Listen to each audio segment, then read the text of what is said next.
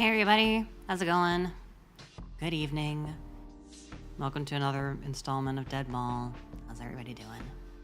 Yahoo! Man, I'm still kind of getting back to normal.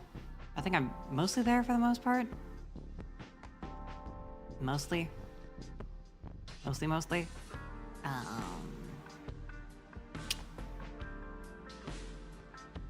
I still gotta get back on like my old routines and stuff.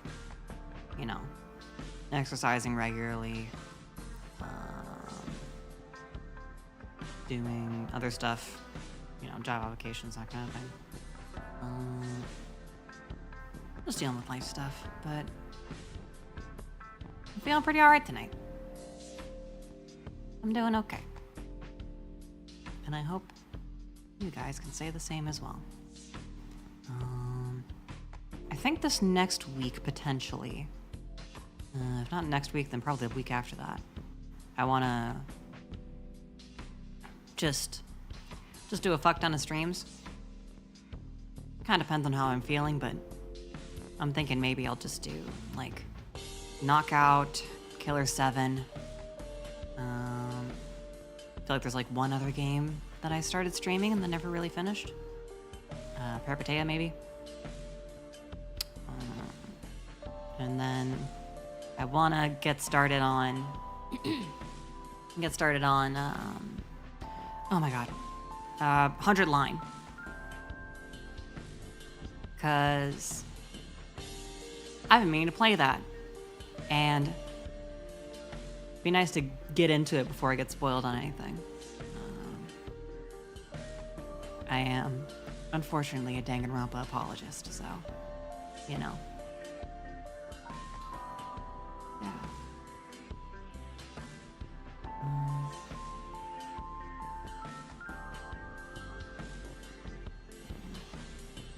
I'll probably also just knock out some cleaning stuff I've been meaning to get around to this week.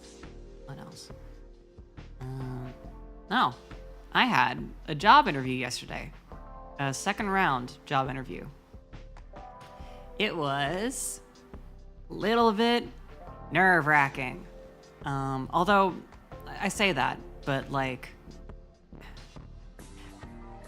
it's always the case for me when I'm doing like tests or interviews or any of that kind of stuff, that the anticipation is way, way worse than the actual thing.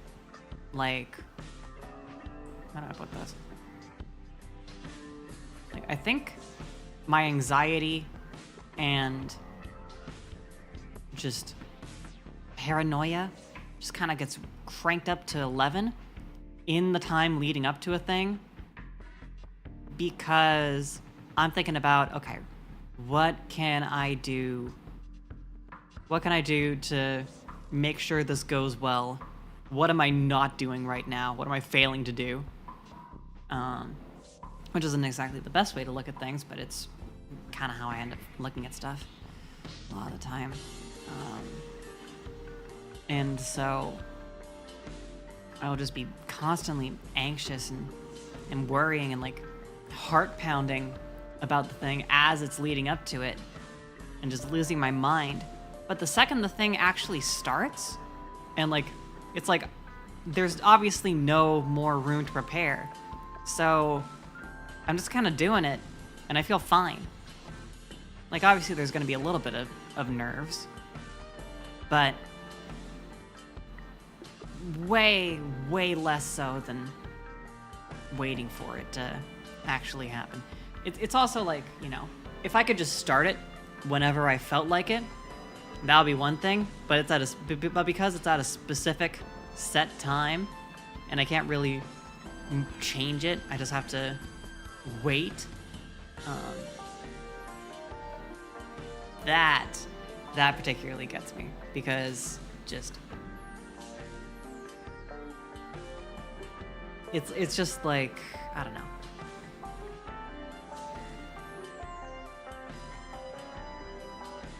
If I could do it whenever I wanted, then I could get it over with as soon as I'm starting to feel anxious about it. But because it's at a fixed time, then I can't really do anything. But I did it yesterday, and I'm trying to not think about it too much and just wait until I hear back. Because otherwise I will drive myself insane.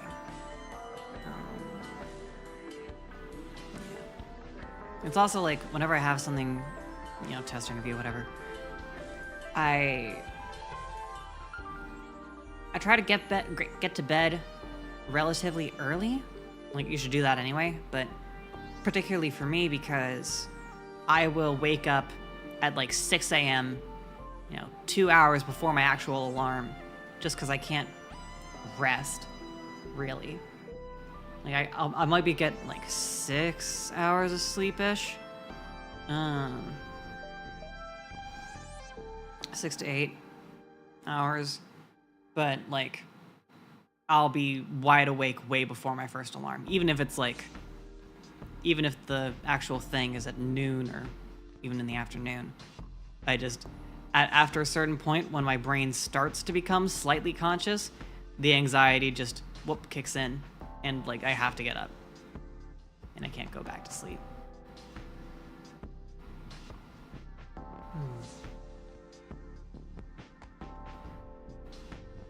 Nice.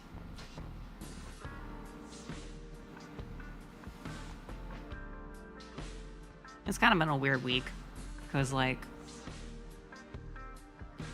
I feel like I'm just in a holding pattern.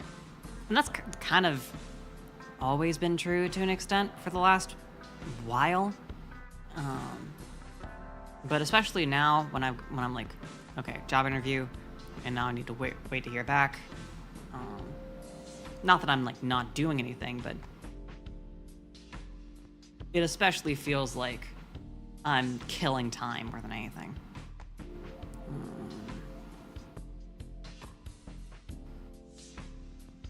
Yeah. I need to get back on doing just other stuff and not really thinking about the job application. Like, I don't know, getting back on writing, streaming, whatever. And all the basic routine stuff. But, like, I can tell it's been a low energy kind of week, because basically all I've been doing is just watching YouTube or whatever. Just like watching YouTube, scrolling Twitter, just all of that algorithm, dopamine microdosing kind of stuff. And it's like, just because it feels like my brain does not have the energy for anything else. And like, earlier today I did try to just lay down and with no stimulation turn my phone off. I mean, not completely off, but you know what I mean. To just try and give my brain some breathing room. The problem there is just when I've got something to be anxious about, my brain will tend to veer back towards that. So I got like maybe half an hour before the anxiety started kicking in. I just went right back on social media to distract myself. But like, I don't know. The biggest thing I always try and keep in mind is just, this too shall pass. Right? Like, really, what are you gonna do? Or, well, I guess the better way to phrase that would be, what can you do? And in this case, the answer is not really anything. So, what do I need to do? Not really anything. Like, what's that Boondocks clip? It's like, what do you do when you can't do nothing, but there's nothing you can do? And you do what you can. That's the way you gotta look at things. You gotta just examine your own agency in a situation. And if you don't have any, you don't have any. So, it's not gonna help by losing sleep over it.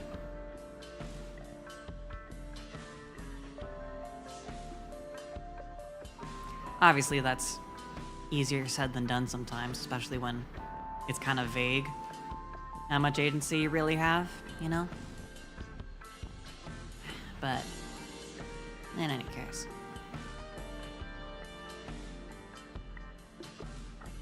Ugh.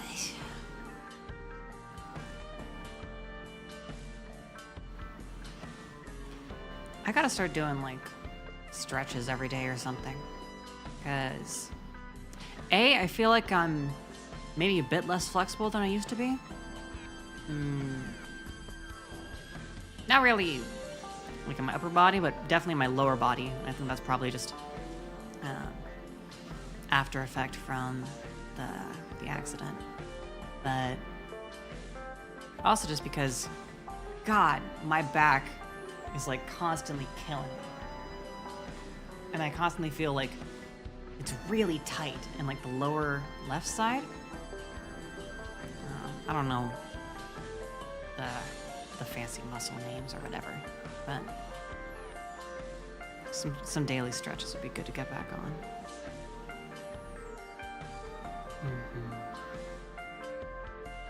Yeah, I don't know.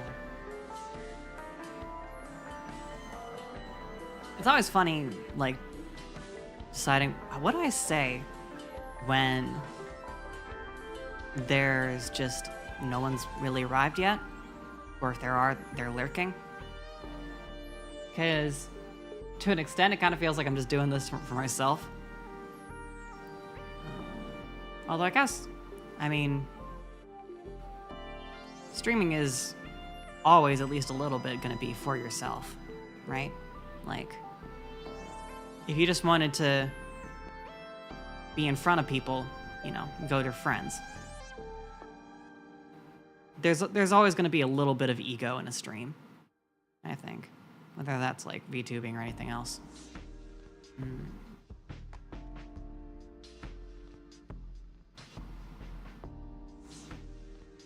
I don't know.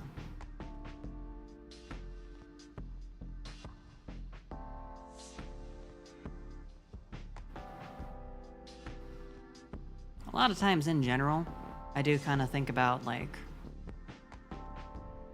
how do I put this? I worry about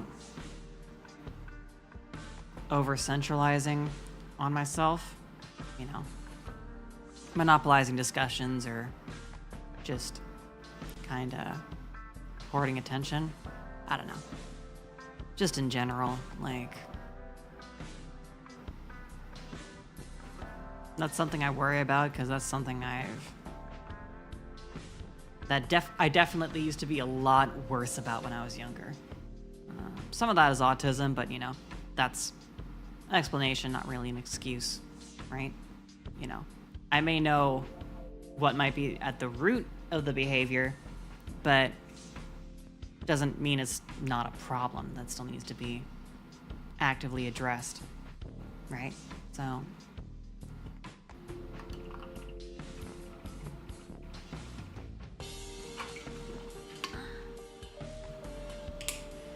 yeah.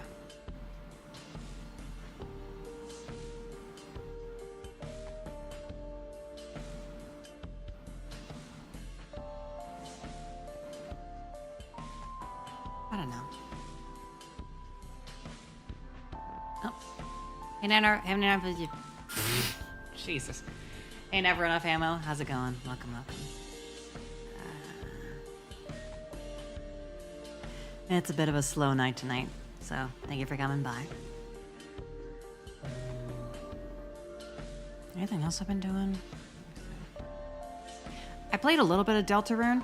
Not any of the new stuff, but just trying to catch up on the old chapters because I don't have my save files anymore. And I kind of realized I don't really give a shit about Deltarune. Like, I think I only really wanted to play because, like, the fandom online is rabid and inescapable. And so there's a bit of peer pressure there, like FOMO. But, like, it's not like I don't enjoy the game. Like, Toby Fox is a fucking really funny writer. I mean, it makes good games. But I don't know. I don't feel particularly invested, I guess. And maybe part of that is just because the part I'm going through is the part I've already played before, and so it's gonna feel like a bit of a slog retreading that same ground. But I don't know. I'm kind of tempted to just not really bother. The only reason I'm playing it at all is because a friend got it for me.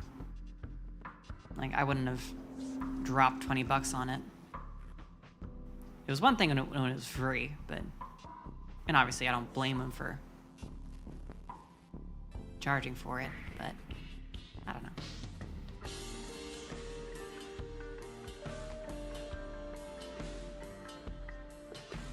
Hello, Von Clevo. Welcome, how's it going? What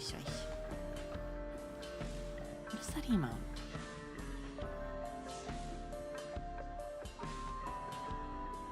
Oh. I see, it's a jump scare.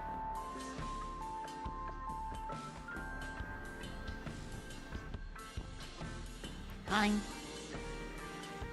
My friend's been playing a lot of the new FNAF.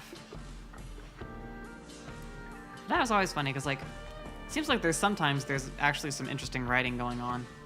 But, you know, they're clearly straining to have everything, all of the side material and the games and everything else, be part of one contiguous canon. Because, like, in the new one, they're going into the fucking lore of the Five Nights at Freddy's the lore of the fucking Fazbear Pizza Company, like, subcontractors.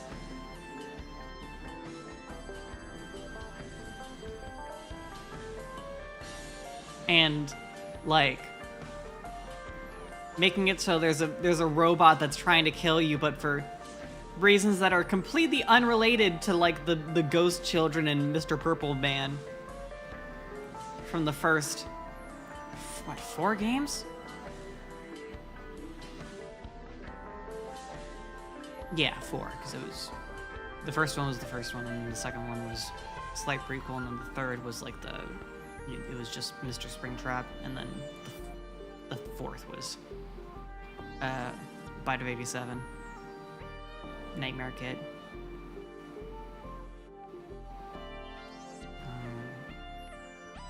But yeah,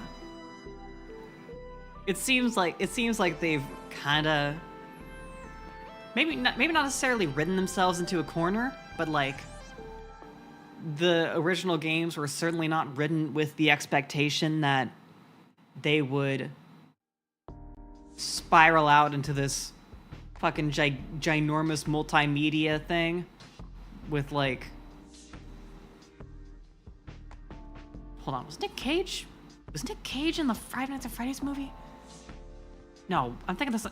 He was in some other movie that was, like, FNAF-esque. But I don't think he was... No, he wasn't in the actual Five Nights at Freddy's movie. Who the fuck was in the FNAF movie? Josh Hutcherson, Piper Rubio, Elizabeth Lale.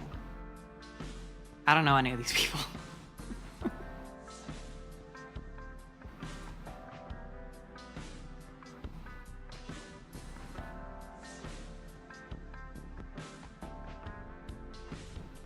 Yeah, I don't know shit about any of those actors.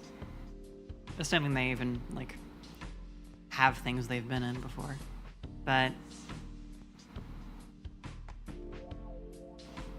yeah, it's kind of interesting because that game, the fucking Secret of the Mimic, whatever. It's interesting that it was apparently developed with the intention being that it would be kind of a regular game, but also a VR game, sort of hybrid. And you can kind of tell in some of the design of things, there's a lot of, you know, moving cranks and very tactile kind of puzzle type stuff.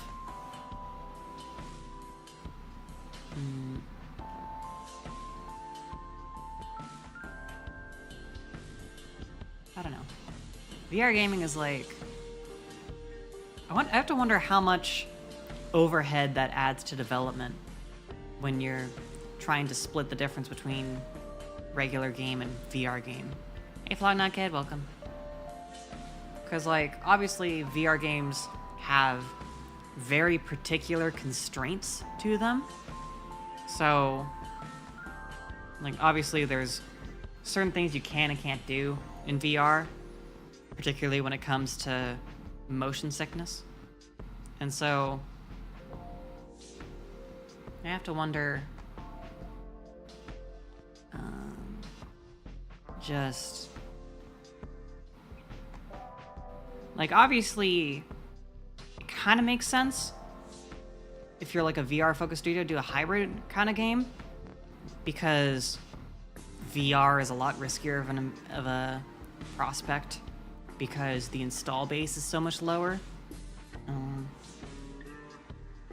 But I have to wonder how it compares to a traditional game. Like, are we gonna see more of that? It kind of depends on just how much additional that is. Like, if it's an extra,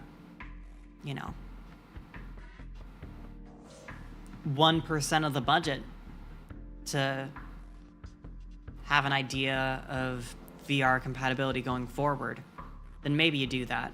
If it's like an extra 20%, probably not. I don't know. And part of that obviously is the opportunity cost of keeping an eye towards the fact that there are a bunch of things you can't do in VR.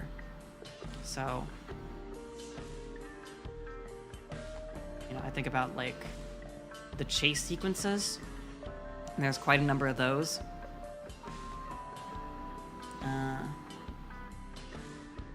Like, you have to do those with the expectation that someone with a VR controller is going to be teleporting bit by bit through those sequences, right?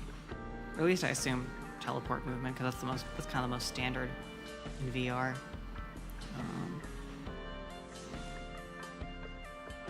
Although I will say, one thing that I genuinely wish more devs would do, even though it's kind of goofy, is hot dogs, horseshoes, and hand grenades. One of the movement modes is called arm swinger, and it's literally just you hold down a button and you just swing your arms like you're pantomiming running, and then the faster you do it, the faster you move. And like, it sounds goofy, but it's kind of awesome, honestly.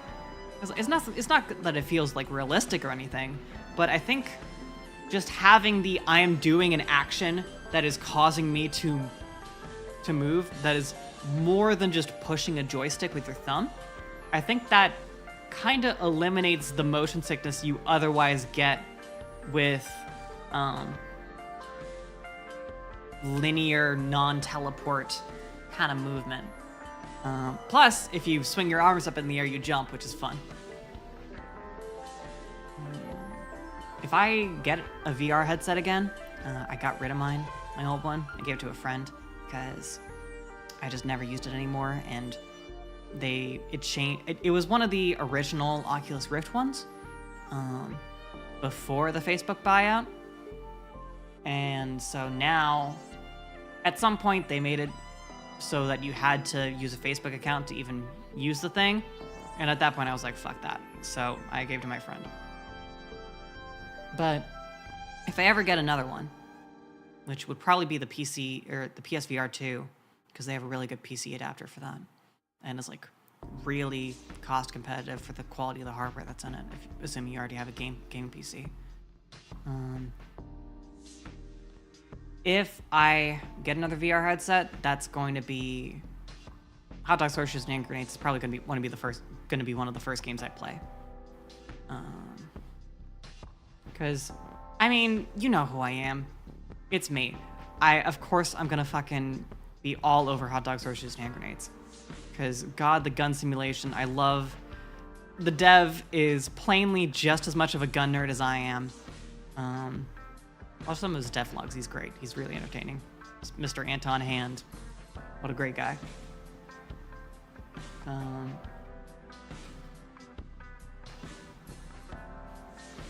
It is a fairly shallow game. That might be a harsh way to put it. But like, it's not the gameplay itself. The guns and the intricacies of them kind of are the game to an extent. And then there's just a whole bunch of different formats for you to be forced to deal with those, right?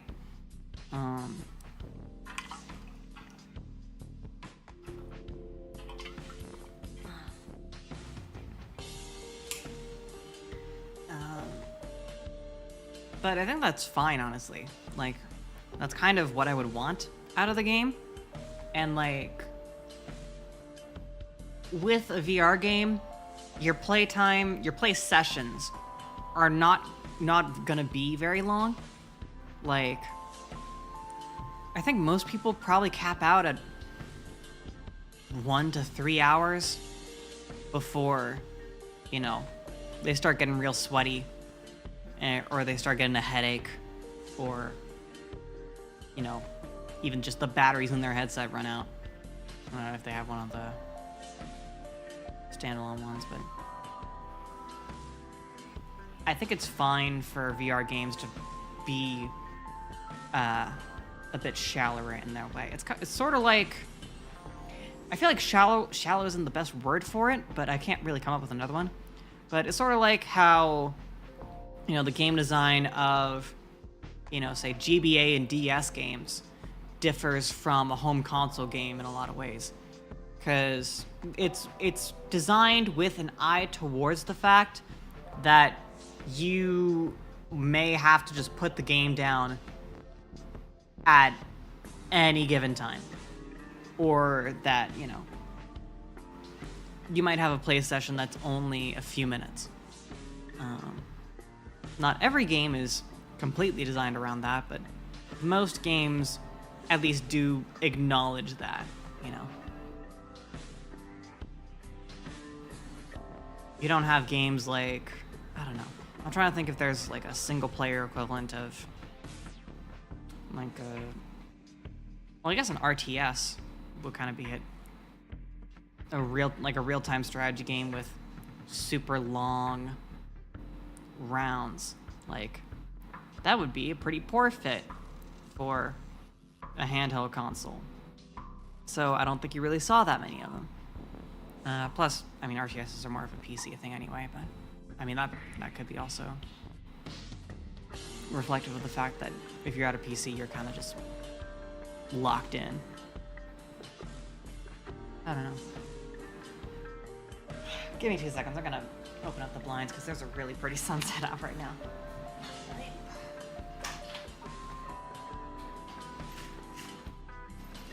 I tend to pull the blinds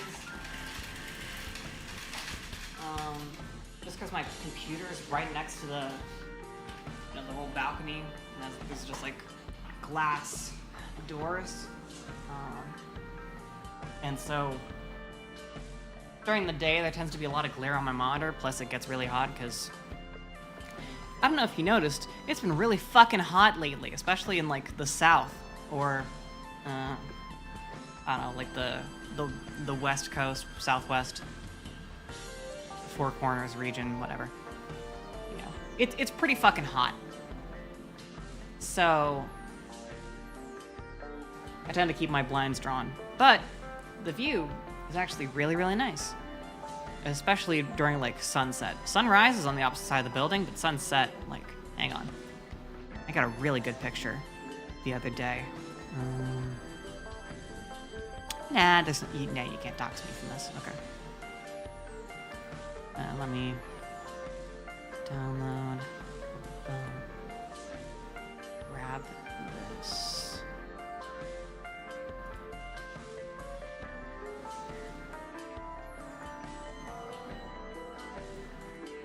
Huh? Did it not? What do you mean failed to download. What are you talking about?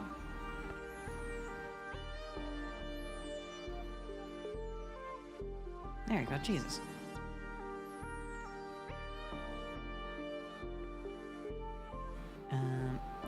Here's a photo I got the other day of a sunset from my building.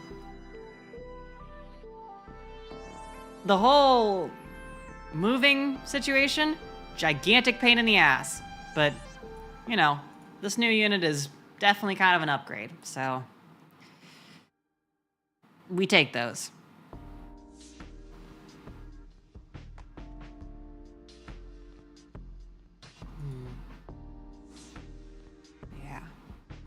Other stuff that I want to do in VR. I got it.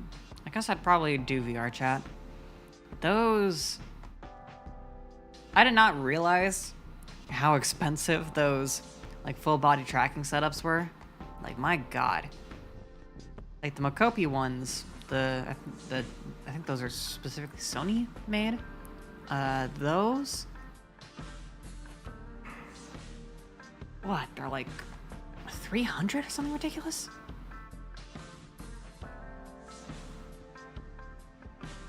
Kind of nuts.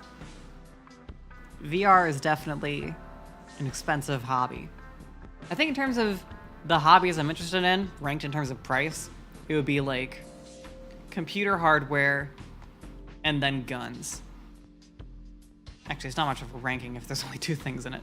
I was gonna say like video games, PC hardware, guns.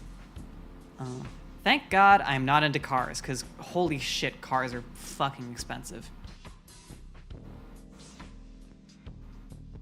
Like, game purchases are 2 digits, computer hardware purchases are usually 3 digits, gun purchases are often around, I mean for accessories and stuff it's still like 3 digits, but for guns themselves it's going to be closer to 4 digits depending on, assuming you're not getting like, I don't know.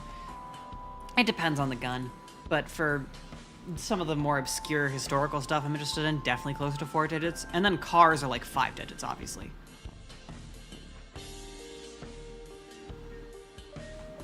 Although, again, you know, a lot less expensive for just random parts or accessories, but I'm getting into the weeds.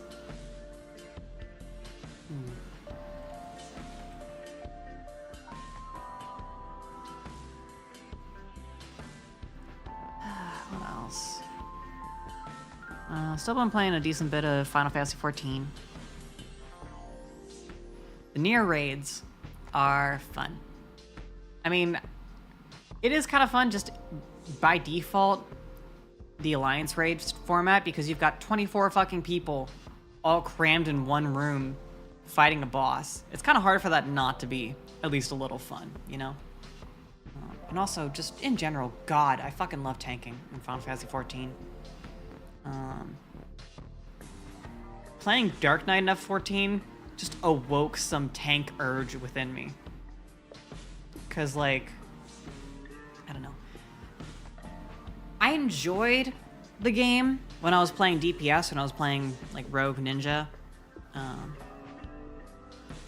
But, like...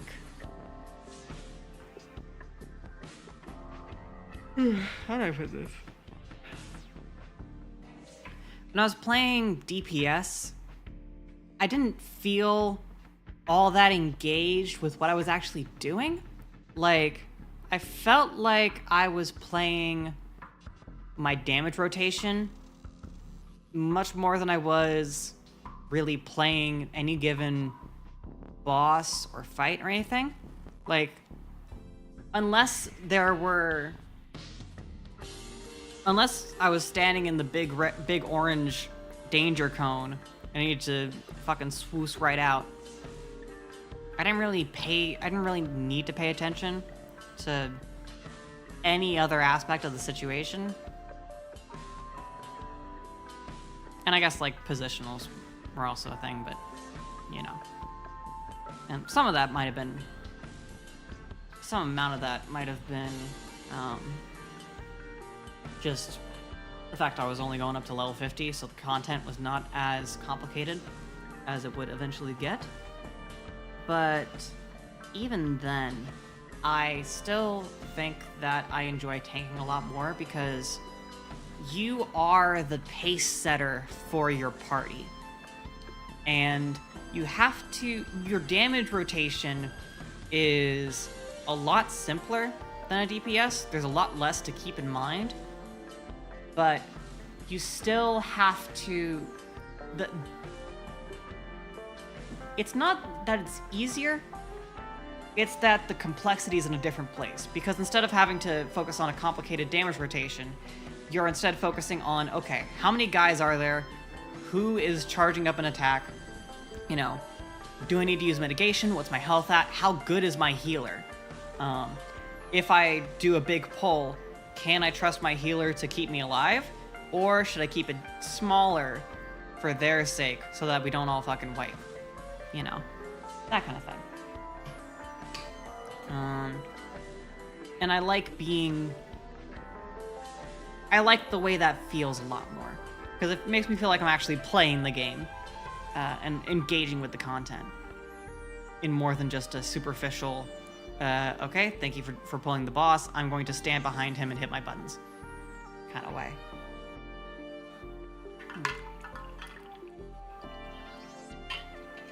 Yeah, it's got a new water bottle. It's like a 40 ounce. My old water bottle was like, I dropped it a few too many times and it started leaking. But I have to say, I really did like, it had the kind of flip top lid, which is really nice because you'd only need one hand to open it and you don't have to bother unscrewing anything. Especially handy if like I'm driving, so I don't have to take my eyes off the road to take a drink of water. I can just, you know, reach out with my one hand, pop it open, take a drink, put it back, without having to like fumble with the cap or anything else. It's just convenient. The new one also has a snap lid option, but it's clearly meant more for just sipping, because like the aperture, the opening, whatever the fuck you want to call it, is a lot smaller. Like on the website they say, oh, you know, this one is for sipping hot drinks. And I'm like, no, I want to chug water. I just want it to be convenient. So that's a minor gripe, but whatever. It doesn't really matter.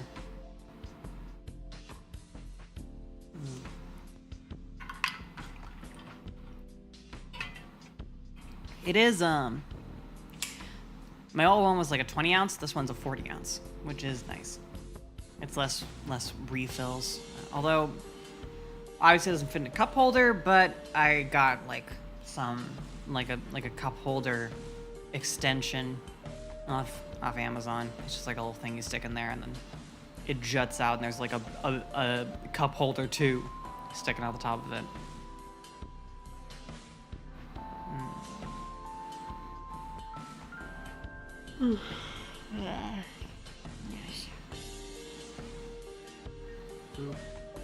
Whoa. Hello. Oh, hi, Crimbo. Hi. Let me get your PNG set up. I did not hear you come in. I always forget I have fucking streamer mode on, so I just don't hear when people join. Oh, yeah, no, I've only been here a split second, so you didn't miss anything. Cool. Okay. Let's see. Browser source. Blah, blah, blah.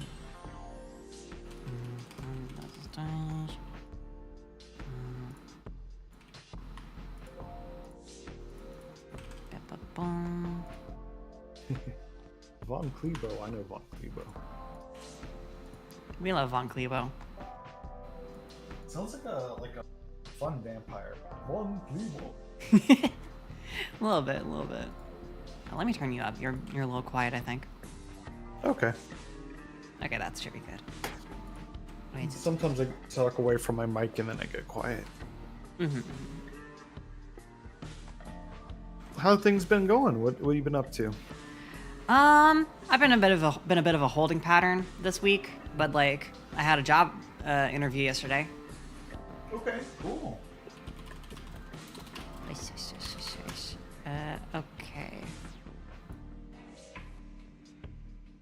Okay, that should be good.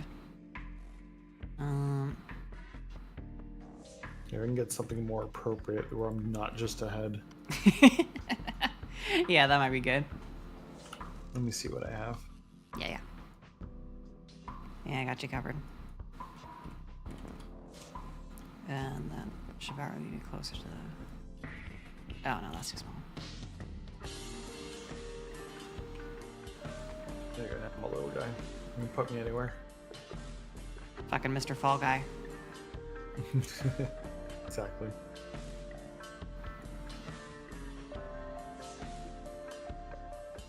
Hang on, I'm gonna put you behind the table. Okay. Cool. Do it. Yeah, there we go. Now it looks like you're, Yeah. it looks like you're sitting. Give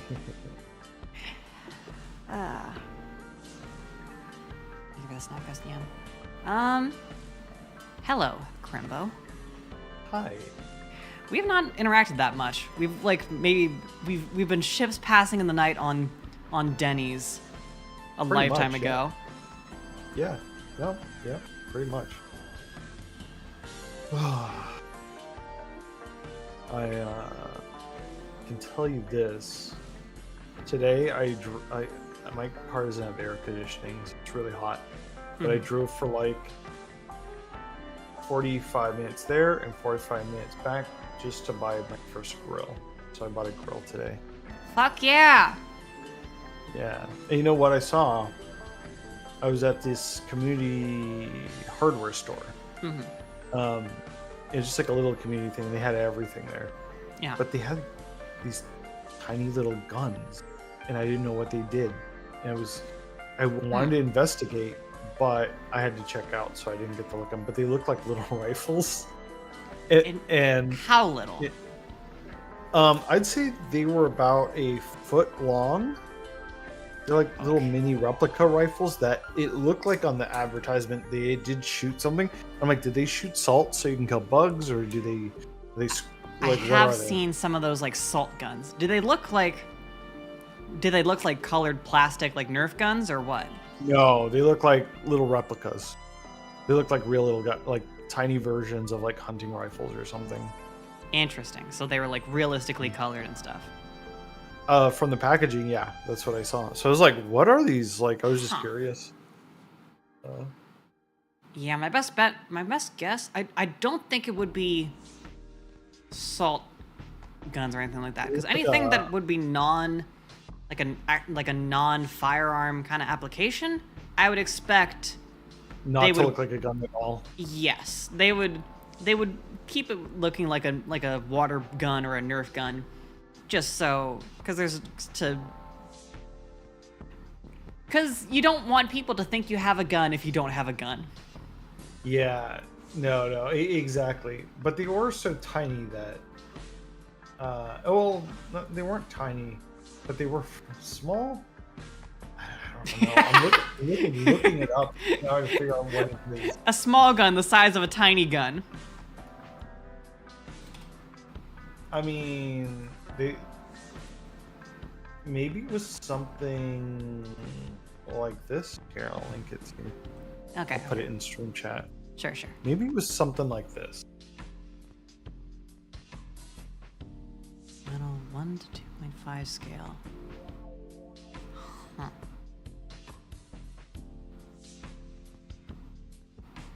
But I can't be sure. Yeah. If they were like about a foot long. And where'd you say these were? In a hardware store. And they had like really manly stuff in there. Like they had World War II like boxes of, I don't know, it was like gum or like breath mints or body spray. I don't know what it was, but it was like, be a man and do work. And it was just like, they're like, they knew their audience. So yeah, if it was that kind of thing, then it probably was just replicas for decoration. Because that's what the one you linked me was. It's just like, I figured it's maybe something like that, but there was a little picture on it that says like, there's a picture that made it look like it did something, and I'm like, well, what could it possibly do? Because you're right, like those if it actually shoots anything, usually they have like red caps or something to make sure you don't get in trouble. Sorry, I live near a hospital. Wow, they're hauling ass. Go them. I hope they get there in time. Yeah. Yeah, the nice thing about living here, the thing that sucks is all the noise, but the nice thing is, if anything bad happens, they'll be fucking here in a jiffy. Oh, that's true. I live within like 3 minutes of a fire station and a level 3 trauma center. You know what makes me nervous though? What's that? So I was watching videos, or at some point I picked up a piece of information that if they think it was like violence that got you hurt, they will take forever getting you because they have to go through all the protocols to be like, okay, police go first and make sure that everyone else can go and it's safe. So like, what if you get shot and the guy runs away and they're like, well, let's really take our time just in case the shooter's still there, and you're like, no, he's gone, save me. Like, and I always think, well, if I ever am in that position, I will definitely lie and be like, fell down the stairs, come help me. God, I don't know. I do not know enough about the logistics of 911 calls and EMTs to... Me neither, really, but it does make sense that they're not going to put their guys in danger if they think there's like a menace around. Yeah. I mean, logically, I get it. I still don't want to die to that, though. Yeah. Yeah. I mean, this is kind of one of those do as I say, not as I do, because I have not done this, Yep. but that's why you kind of want to have at least a little bit of first aid knowledge. Yeah. It's just one of those things that ideally you never need it, but you're not going to live in ideally 100% of the time. Have you ever hurt yourself so bad that you're like, oh, I might have to go to hospital, but then you patched yourself up and then you didn't go? No, I've only really had like one really bad injury. And it was the fucking F250 femur breaker. So like, what? What is that? Oh, right, you wouldn't know.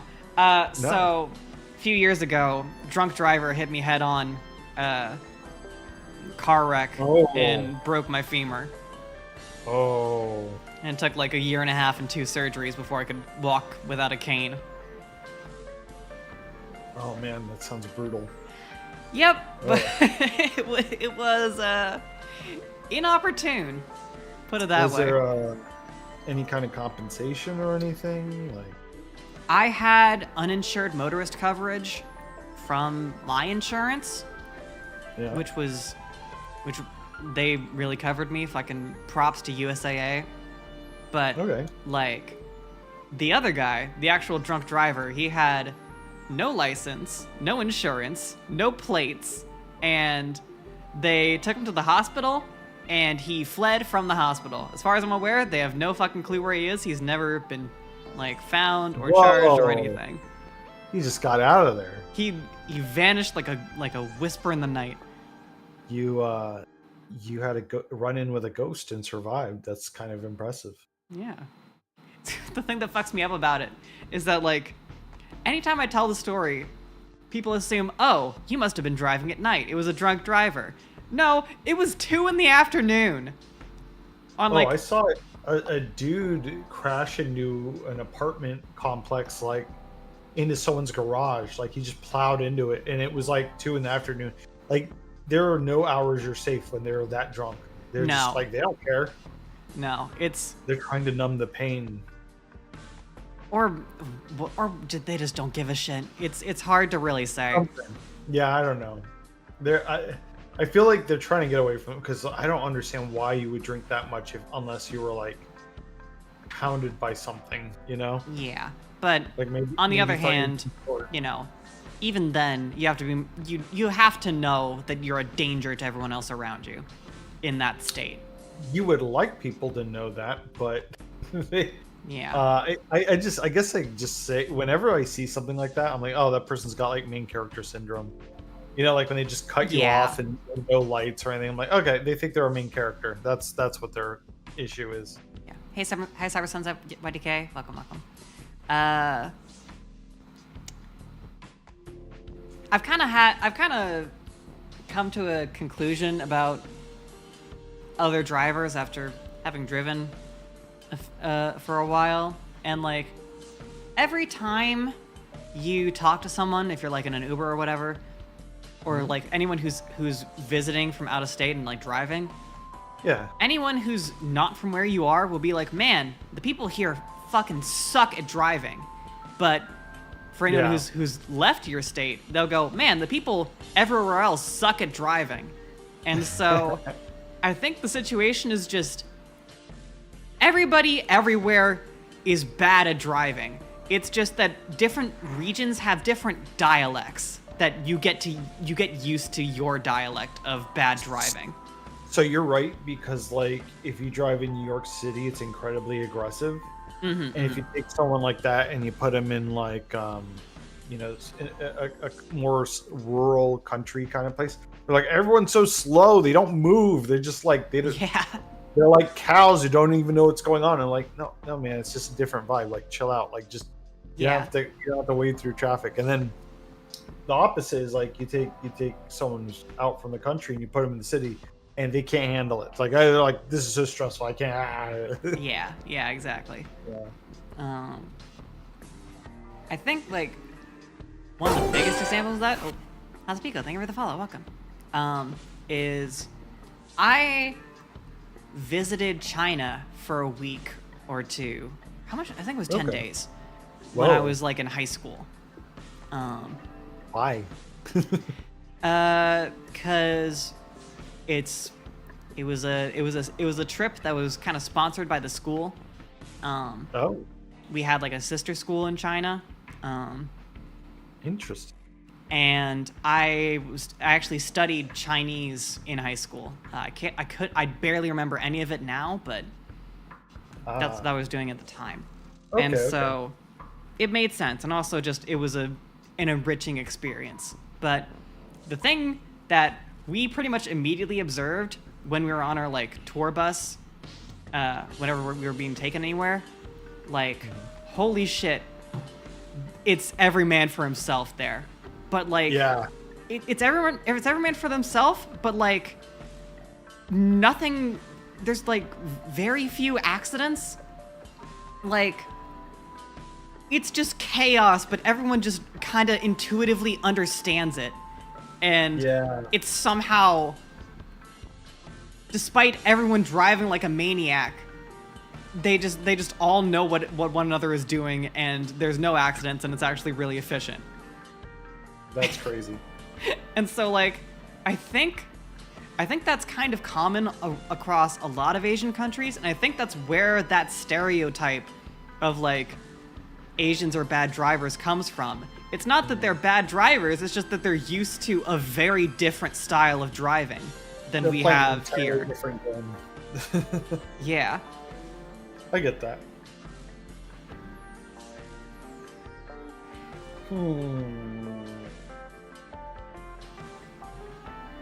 I'm a little sluggish. I apologize. Oh yeah, all good. I'm full of meat. As soon as I bought that grill, I grilled like 4 different things, and I ate all of it. I didn't eat all of it, but I made first I made 4 things of corn. I made 4 burgers. I made 6 sausages, and then a chuck roast. Before I cut, it was like, okay, I'm not gonna cook anymore. But now my fridge is full of stuff, so you're possessed by the spirit of fathers past. Yeah, exactly. You know what's funny? I used to watch like Pete and Pete and like all these other shows with like dads in them. And now that I'm older, like I understand like dad things, like caring about your lawn. I never thought he'd care about my lawn. You know? Yeah. Yeah, there's a lot of things where it's like you realize, oh, this is what adulthood is like. Like when you're excited to get new socks or just boring shit. Well, here's the thing. As I was laughing at myself because if I had told my younger self that I was going to ignore the latest new Nintendo system and go buy a grill that cost more than the Nintendo system, I would have been like, "No, what happened to me? No!" Like, but I'm like, what? I don't like Mario Kart that much, and the only game I'm excited for is Donkey Kong. That's like one game. It's a lot of Yeah. money, and He's terrible. Thank you for the follow. I could be like eating out less with an awesome grill at home. So I was like, I'll do that. Yeah, like I don't know. The Nintendo Switch 2, like I generally cannot remember the last time I touched my Switch or any of my other consoles for that matter. And like it's a lot of money to just run. For the most part, it's just running the older games better. Better. Is kind of what you're paying for right now. Not since there's like very few launch titles. I think is it literally just it's like Mario I think Kart? it's literally just Mario Kart and then like the little like hardware demonstration that you have to pay for. Oh yeah, yeah. You know, but I bought a lot of Nintendo systems in the past. Usually starts out that way. Usually starts like you have so much limited that you buy the dumb shit because you just want to play with your new system. So you're like, you'll buy that dumb, tech demo, even though that should be free, because you're desperate to like just play with your Switch and like didn't with the Steam Deck didn't it come with that like Portal like Yes, offshoot game, but it was free. it was free. Yeah, I mean any of those kind of like basic pack-in. It's basically just an advertisement for the thing you already bought. Like any of those kinds of things should be free, meaningfully. Yeah, also, I thought Steam handled it so well. Go ahead. Chad is like, find your stream on the front page. Really digs the Linux overlay is so cool, so comfy. Thank you guys, and also welcome. I don't know. I assume I'm not on the front page, just like random recommendation, but it's something that was custom made. I made this background myself, and also my own PNG. Obviously, Crimbo and any other guests will have like their own PNGs that they sourced elsewhere. But yeah, I well, this one that I have here, it looks really 3D. What it is I designed the character. I drew it. Yeah. Then Big Cam made a 3D model. Then I took that 3D model and then made a little like Paper Mario like Nintendo looking version of it. So it's 3D, but I like spruced it up a little bit so it doesn't look super 3D. That's fun. So yeah, that's what this is. But yeah, this background I like roughed it out in a program called SketchUp, which sucks ass. Oh, I remember using SketchUp. God, I used it originally because they had a free version that you could download, and it just worked well, and I liked it. Yeah, I have it. Yeah. That's what I used to make my 3D room background. But this time I was like, okay, let me use that same software again. Because the nice thing about it is like it's not just like kind of 3D modeling software geared towards like making little 3D spaces. Like I imagine a lot of people use it for like architecture previews or home decoration mock-ups or whatever, right? You know what I used it for? Making backgrounds and making consistent panel-to-panel things in comic. Yes. So if I was moving a character throughout the room, I could be consistent and know where they were by having a 3D model, and then I would just take a picture, I'd sketch the perspective, and then I'd fill everything in that was important myself. Yeah, well, so it was good for that, for the same reason it's good for this, right? Yeah, exactly. But here's the thing. That old version of SketchUp, you cannot get it anymore. And even if you can get it, I was able to find a download for it. They have cut it off from any kind of online features, including like they call it the 3D warehouse, which is like it's just a bunch of stock assets or like other things that people have made, which are super useful for filling out a room with stuff. That's when you cheat. That's when you cheat the system.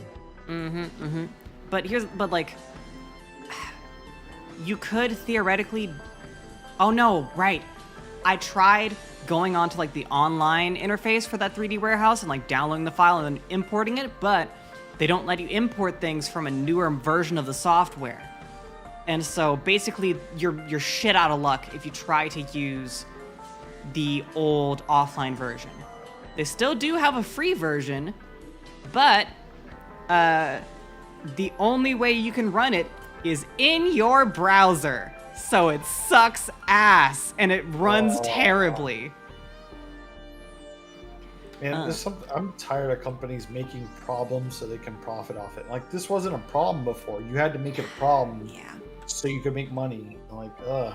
Genuinely, if it was the exact same program, but I could run it on my own computer and not inside fucking Firefox, it would be fine. But obviously, yeah. Let me see. How much does a SketchUp subscription cost? How much would they want from me for the privilege of using it on my own computer? $120 a year. No, or fuck off. $18 a month. Oh, I'm sorry. No, that's for the iPad and web only version.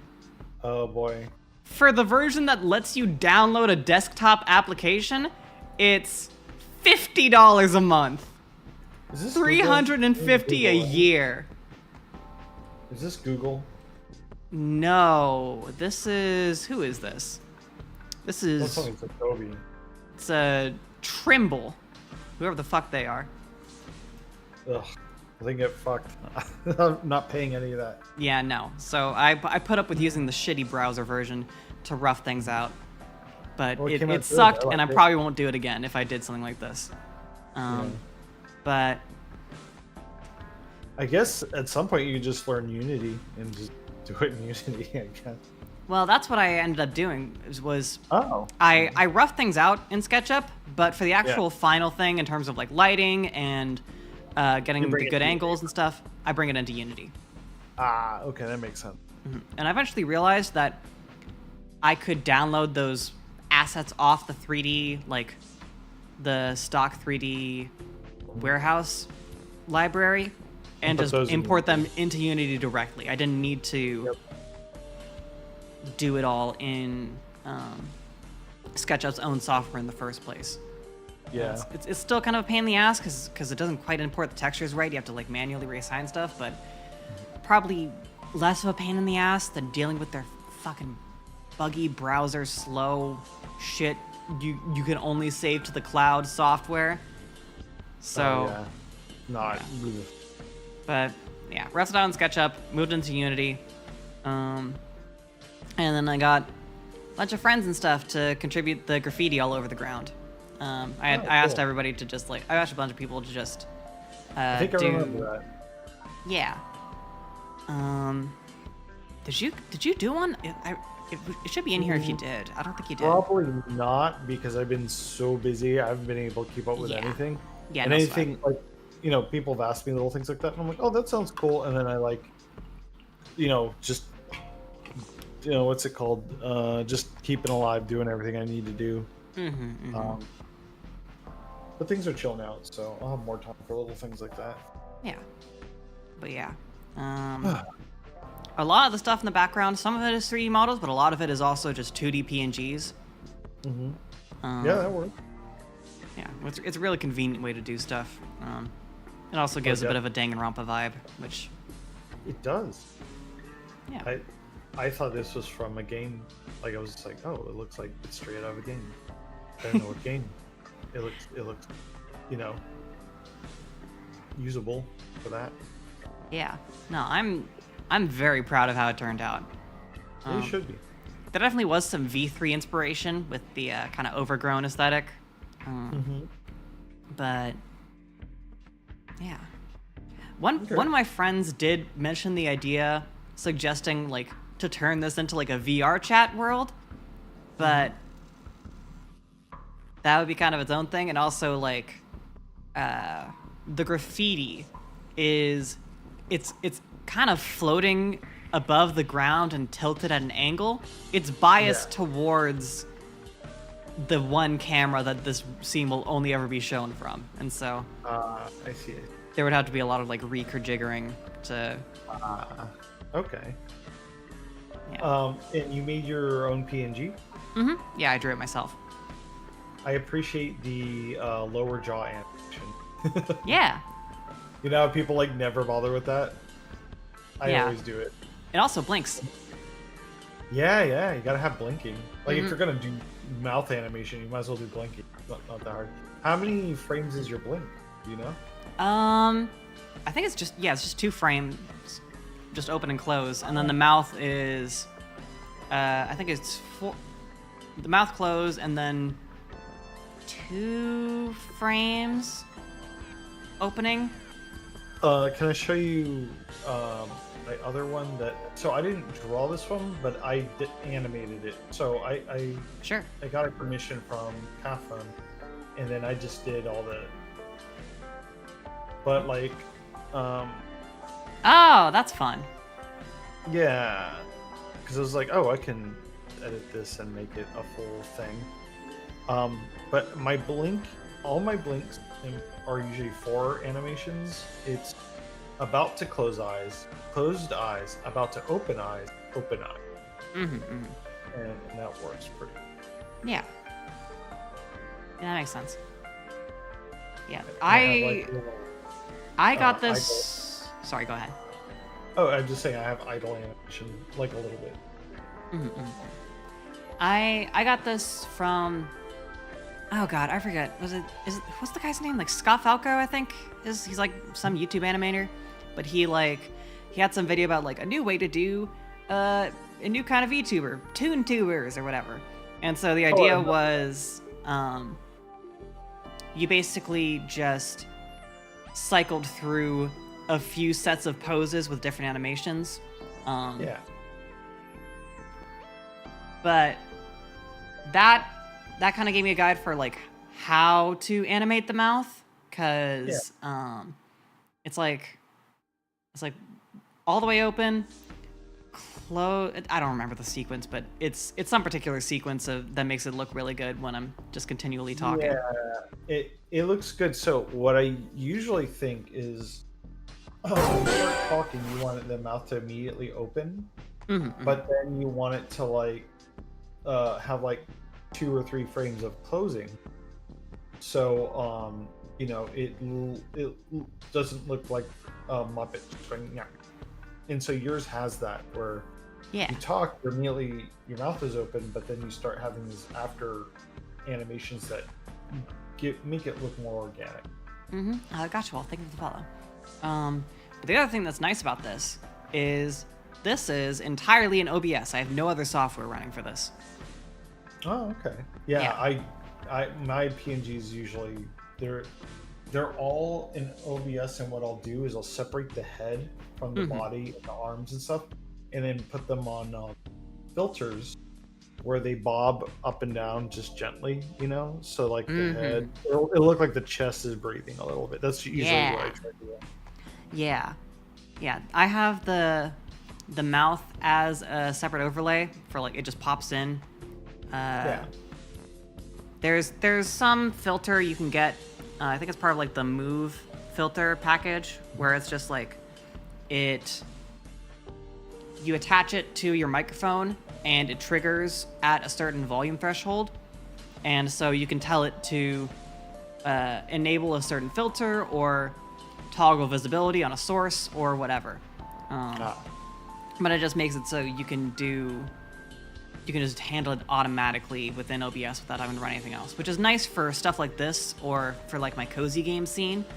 Is that how your mouth is animated? Yeah. It's on volume or it's a volume that's just like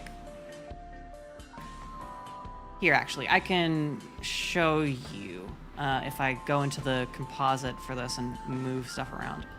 So like. Where? Here. So, if I move the mouth, you can see that it's just enabling a Oh, that's how I do it. yeah, Yeah, yeah, yeah. yeah. So we did the. It's you're using what is it called? It's like a spectralizer.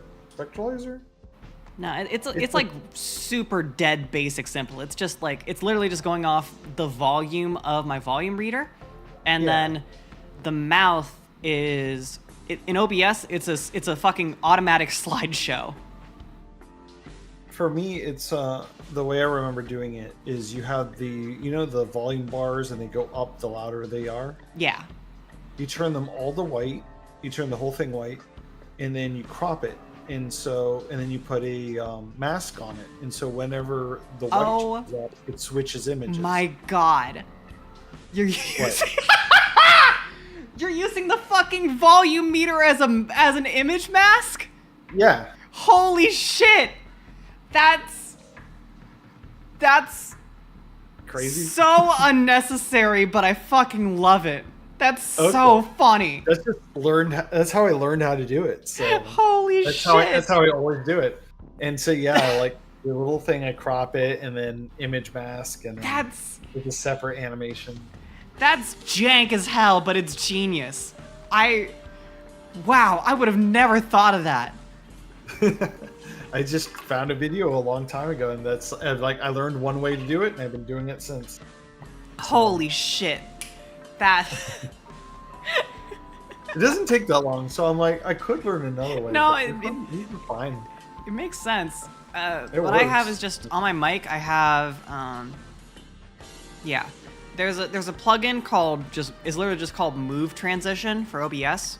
Oh, okay. And it does a lot of other useful stuff, but you can put an audio move filter on your microphone, and when it hits a certain volume, you can tell it to, okay, enable this source or enable this filter on a source or whatever.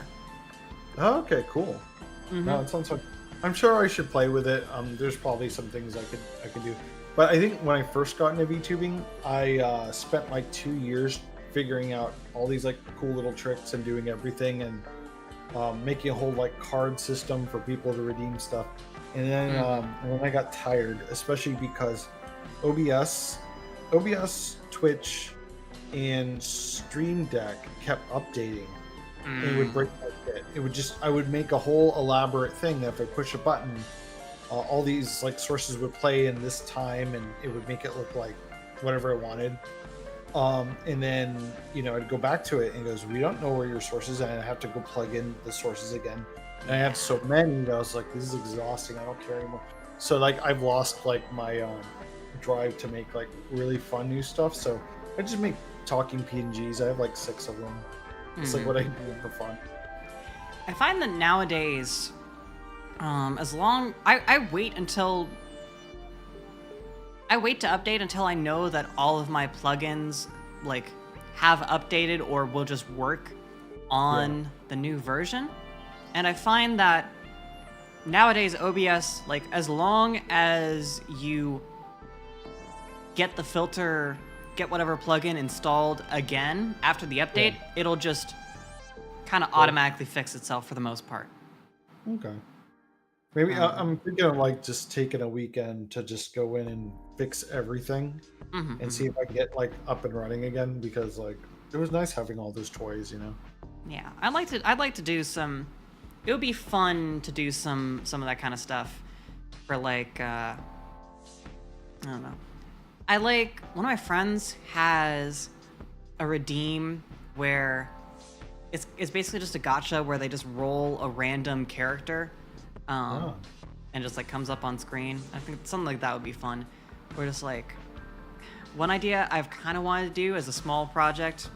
Okay, maybe not necessarily a small project, but it would be fun to program like a custom little Tamagotchi mini game, and just I wanted to do that. I wanted to do that specifically for my hype train, and I did build something like that. I made a I forget how complicated the system was, but it was like a little like it wasn't. I thought of Tamagotchi, but it was more like a Game and Watch RPG game, and then like. As the hype train went up, the character would fight stuff and then sometimes win or sometimes lose. I forgot what made a character win or lose. Hmm. But there were bosses, and they were like, you go left, you go right, and I made a whole like thing, and I just was like, my ADHD made me hyper focused. I did a lot of stuff, and then I Oh like, yeah. then when it like, the one time it didn't work because of an update, I went, I don't care anymore. Let's just fix it. Yeah, yeah. This background was one of those hyper ADHD hyper focuses for me. I genuinely like driving home from visiting a friend on a Tuesday. I was like, damn, I miss Denny's. Wonder if I could Yeah. do that. And I DM'd Power Nelson. He was and I was like, do you mind if I rip you off? And he was like, yeah, I don't fucking care. I don't know So the own concept of that, but yeah. I'm sure it's appreciated. But I then proceeded to spend the next 3 days straight just working on this background, to the point of like forgetting to eat and missing meds, which I'm fine now, but Yeah, like yeah. I was fucking locked in. So it's funny. I did the exact same thing, but I did it while he was still doing Denny's. Is I wanted to make a cafe where I had people come and talk, and a system and everything for it. And so I made a tiered system like how you have here, where you can put people behind tables. But I drew a whole diner scene, and one of the things is I took a HTML clock and I merged it with art, and so there's a real clock in the background of the diner that's accurate. Well, that's Like, fun. and then I have 3 monitors back there, so if someone wants to show a video, you can put it on one of the monitors in the back of the screen. Like, I made it really complicated. I have a chef that's a TTS bot that you can summon. Oh, that's fun. I made a ton of stuff for it, but I liked going to Denny's so much, and I just didn't want to like compete with it, that I ended up making it and then going, well, I'm not using it.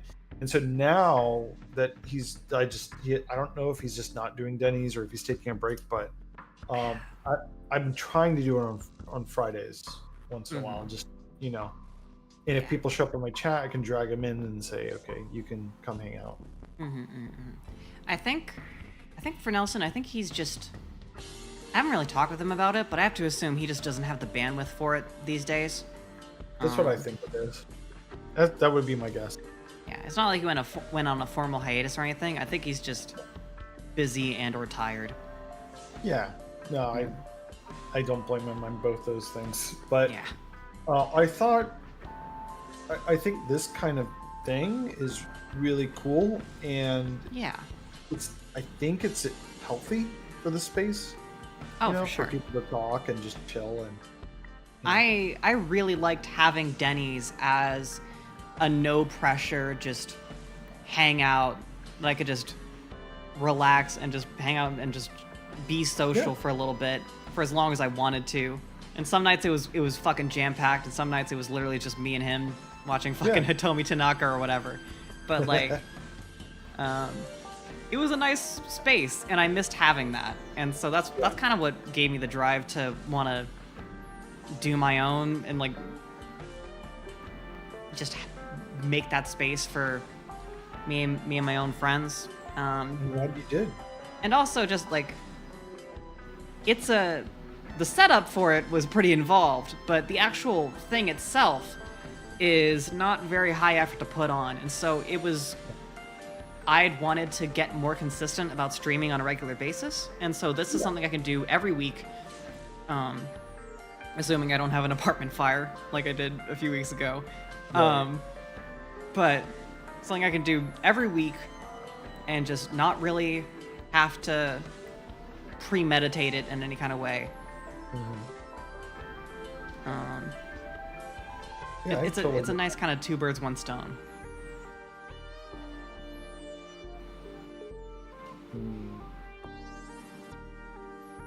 The Tamagotchi thing. Oh, go ahead. Oh no, I'm good. You're saying the Tamagotchi thing? Yeah. The Tamagotchi thing was also kind of a 2 birds, 1 stone because I wanted to program it in Godot, which is something I've wanted to learn anyway. And it would be a nice smaller project to get to grips with the engine in. Okay. Yeah, that'd be cool. Yeah. I cannot code. I mean, I've learned a little bit and then I forgot it all. Mm-hmm. Because I learned how to make Pong and that was literally it. Yeah. But I just use BikuBot because that's like as much as I'm willing to expend effort because I spend more time doing work anyway. Mm-hmm. But if I could, it's really fun to program a thing. Yeah. You know?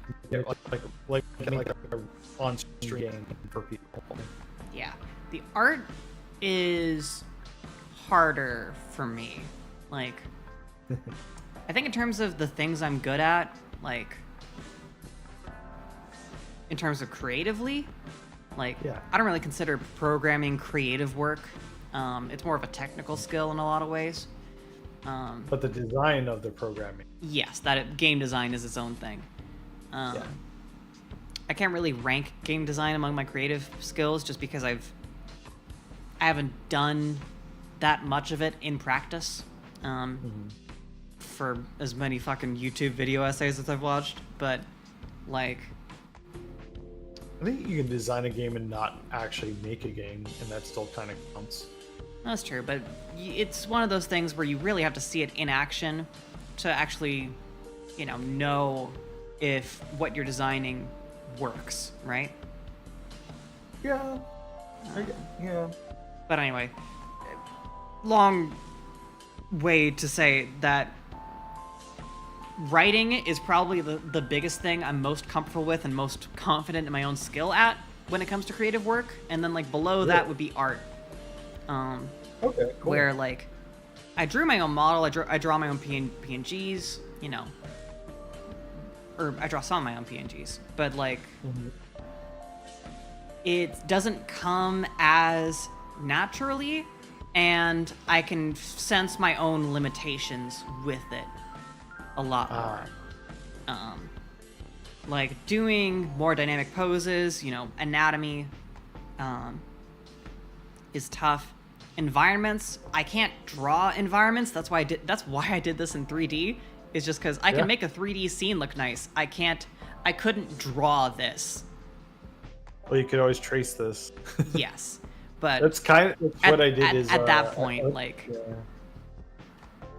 I actually took a 3D diner, and what I did is I took a 3D diner that didn't look like anything that I liked, but had the perspective that I liked. Oh, I took a camera and put it in the perspective that I liked, and then I drew it in different layers. So I had different objects like chairs and everything are separate, but I drew it in a stylized way. So it just didn't look anything like the 3D render. Yeah. Even this like area, there was an original like mall food court like stock asset that I started with, but I just changed so much that it's unrecognizable. Yeah. Get that. This is a cool place to hang out, though. Yeah, that's what I wanted it to be, and I'm happy with it. You should be.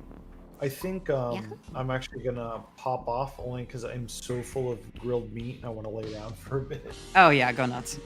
Lay down. But no, it was nice hopping in and chatting with you for a bit. Yeah. It was good. It was good to hang out for the first time in a while. Yeah, if I see you doing this again and I'm free, I'll hop in and say hello. Yeah, sure. Anytime. Yeah, see you later. Have a good time. Yeah, thanks. Bye. Bye-bye. That was nice. And now we return to what is Penelope going to talk about? Parenthetical, she has no fucking clue. Hey, GXDOICF. How's it going? I am having a good night. I want to play more fucking Night Rain. I want to get back on Night Rain. I know they had released like the hardcore version of the fucking Split Maw, whatever boss. I don't remember the actual name of it.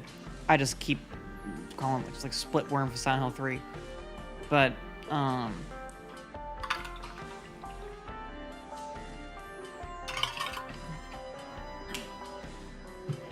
like I've beaten all of the Night Lords except for the final boss. I still would like to fight the final boss, like beat the final boss. I fought him once, and he was fucking crazy. That time I think was just with randos. Yeah, it was just with the randos. I feel like I could probably do it if I was like with a group, but that time it was just solo queue. Yeah.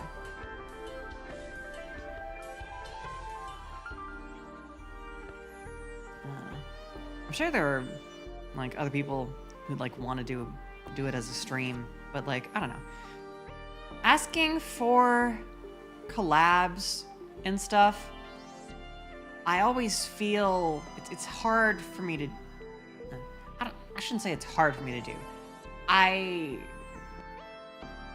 struggle to find a good comfort level with it, right? Like, you know, some people, like, we know each other. You know, we've known each other a long while. We're on the same wavelength. We're just straight up friends.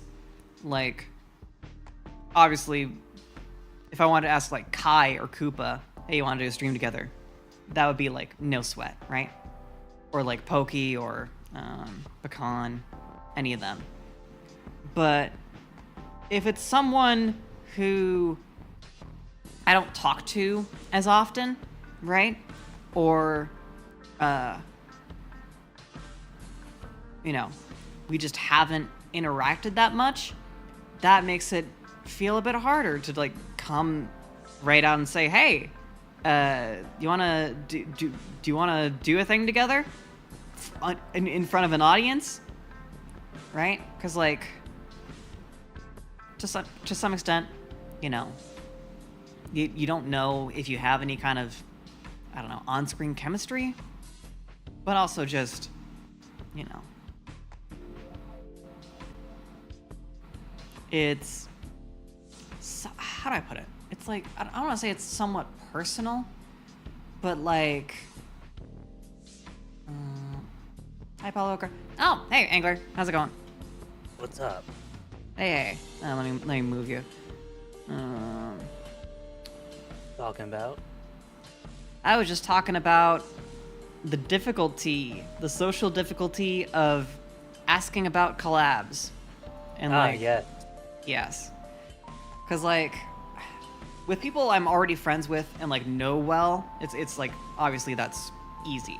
With people I'm mostly just like acquaintances with and haven't really talked to very much, it's harder because there's a certain degree of, I don't know, buy-in, like it's kind of personal. Like, it's... Well, I think I've only done about enough collabs that you can count on like 3 hands. Like throughout the past 4 years. Yeah. 'Cause I hardly know anyone. Yeah. I mean,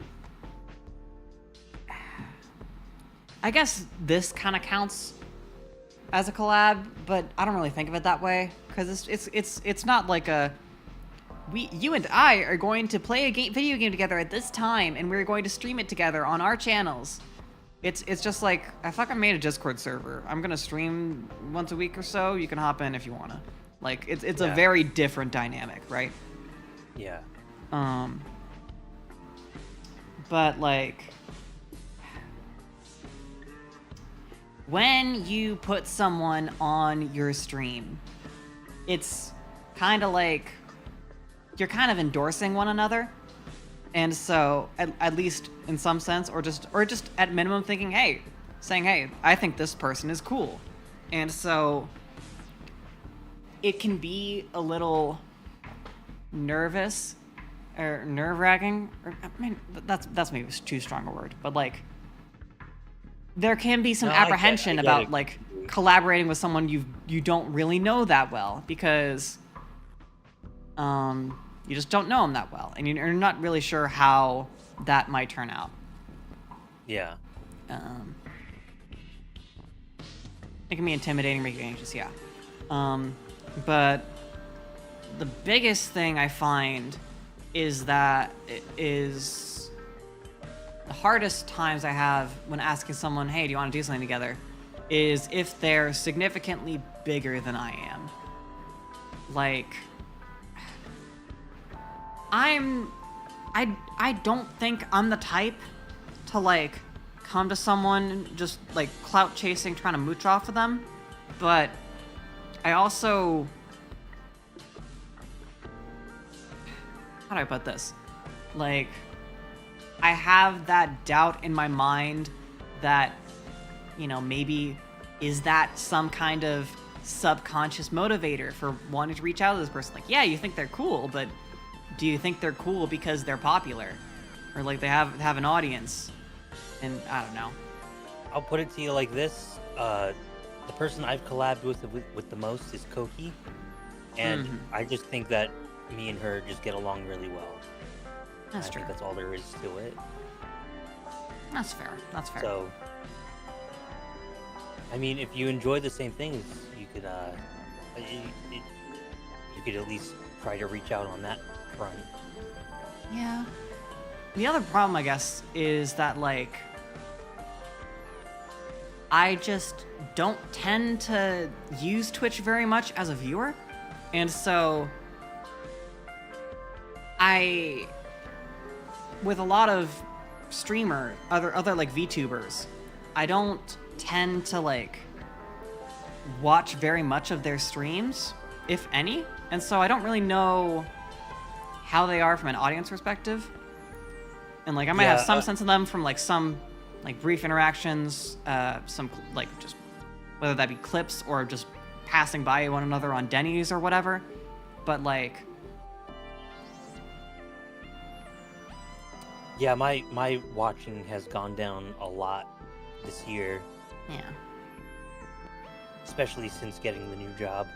I think the only channel I watch on a semi-regular basis is Arthur Abbott, because he just does streams in the morning. He's charismatic, and he does, like, a lot of just talks about random stuff, and it's just it's I like his vibe, and it's just very easy to put on. I used for a few times I would watch wrestling with him. Yeah, fellow autism haver. So, like, him and I are on a decently similar wavelength, I think. I mean, he actually came by last week. It was a lot of fun. But sorry, go on. Lots of us have autism. Say again?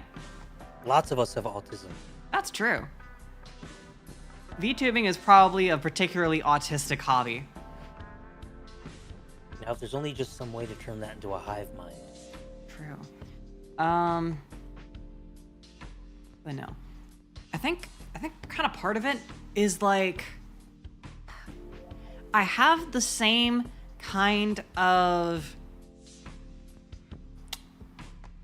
I don't want to say executive dysfunction, but, like, when I sit down to, say, watch a movie or an anime or, like, a show or play a particular game, right? I tend to want to be at least somewhat focused on it, because it isn't just, like, second monitor content. I feel like I want to be engaging with it and getting something out of it.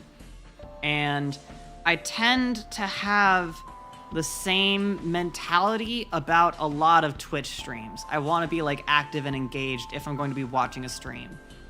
And so a lot of the time that just means I end up not really watching streams. Plus, I don't really tend to browse Twitch, you know, who's live that much anyway, right? Streaming is kind of like a weird middle ground for me, because, like, on the one hand, it's long format and it's slower paced a lot of the time, to where it makes sense as second monitor content. But on the other hand, because it is live and there is a personality, especially if it's like a smaller chat, I feel in some ways obligated to be actively paying attention and engaging. And I recognize that's entirely just, like, my own neurosis there, but, like, I shouldn't say neurosis. Whatever. That's my own weird hang up there, but it does affect like how I engage with that kind of content, which is that I typically don't.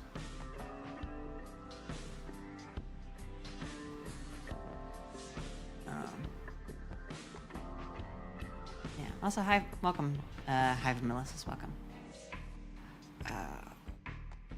But yeah, and so because of that, like, Oh, I've been mute this whole time.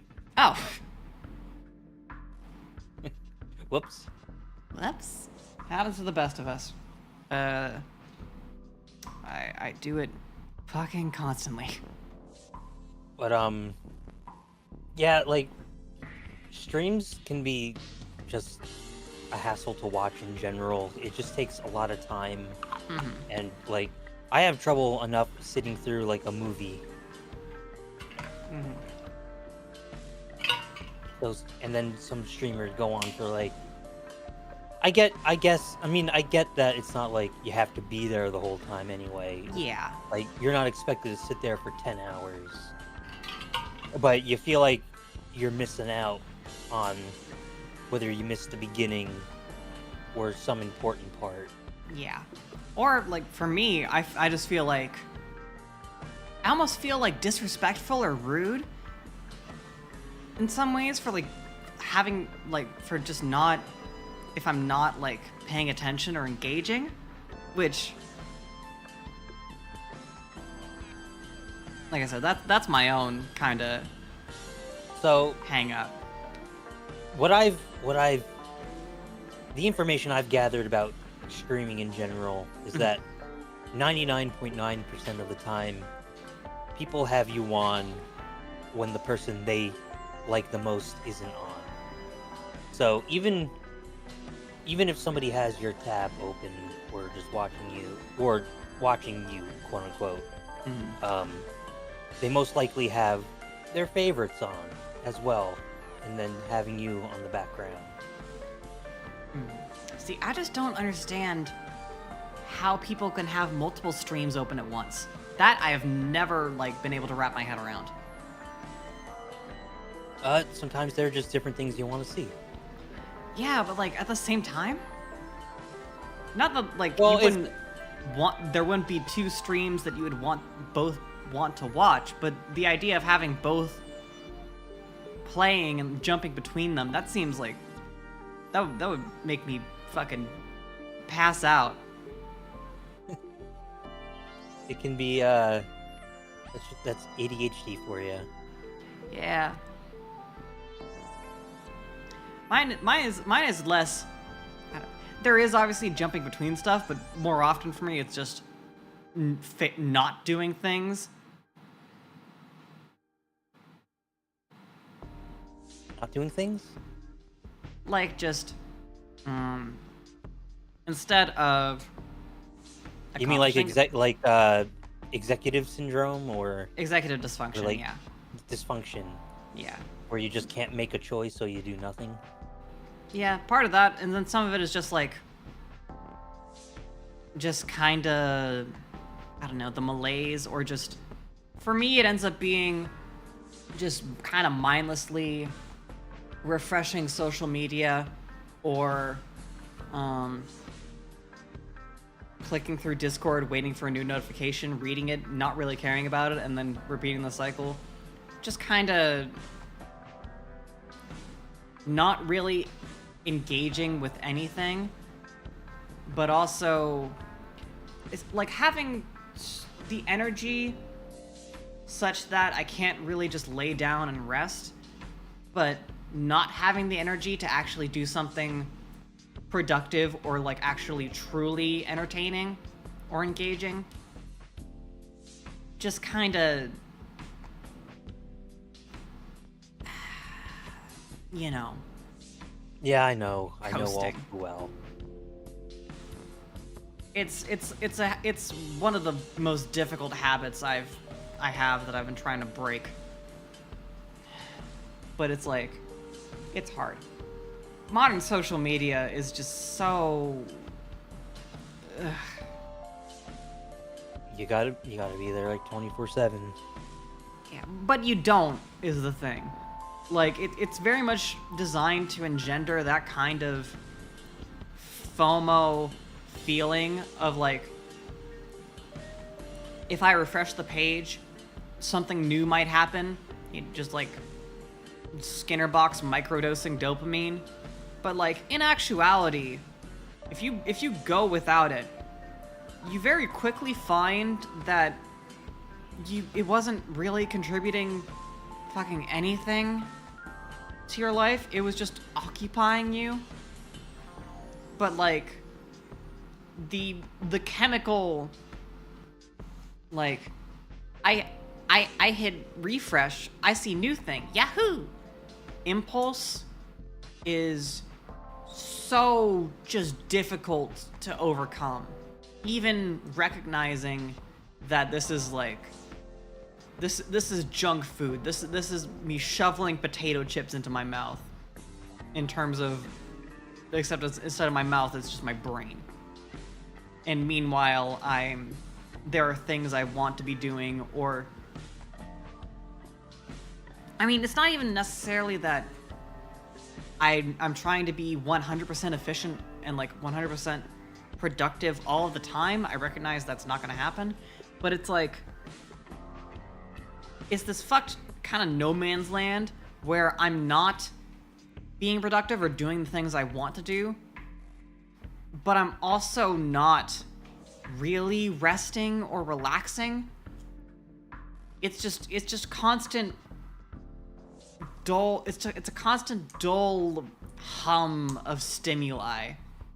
It's like when one of those fluorescent light tubes are just buzzing. It's not like substantive, but it's also just enough stimulation that you can't really like relax. I think Yeah. the whole time not doing anything you actually want to do. Exactly. Yeah, you 100% get it. And it's like, sorry, go ahead. Or I've just sort of learned to like not worry about if I'm missing stuff anymore. Mm-hmm. Like I'm trying my damnedest to not FOMO about Offka. Oh yeah. But part of the not watching streams so much has been sort of a choice on my part. So that, because like a lot of the times I'd be watching streams and then I wouldn't be streaming myself. Like I would put down my own streams to watch somebody, you know, actually more entertaining. But now I'm trying to focus more on myself. Mm-hmm. Mm-hmm. Yeah, I don't know. I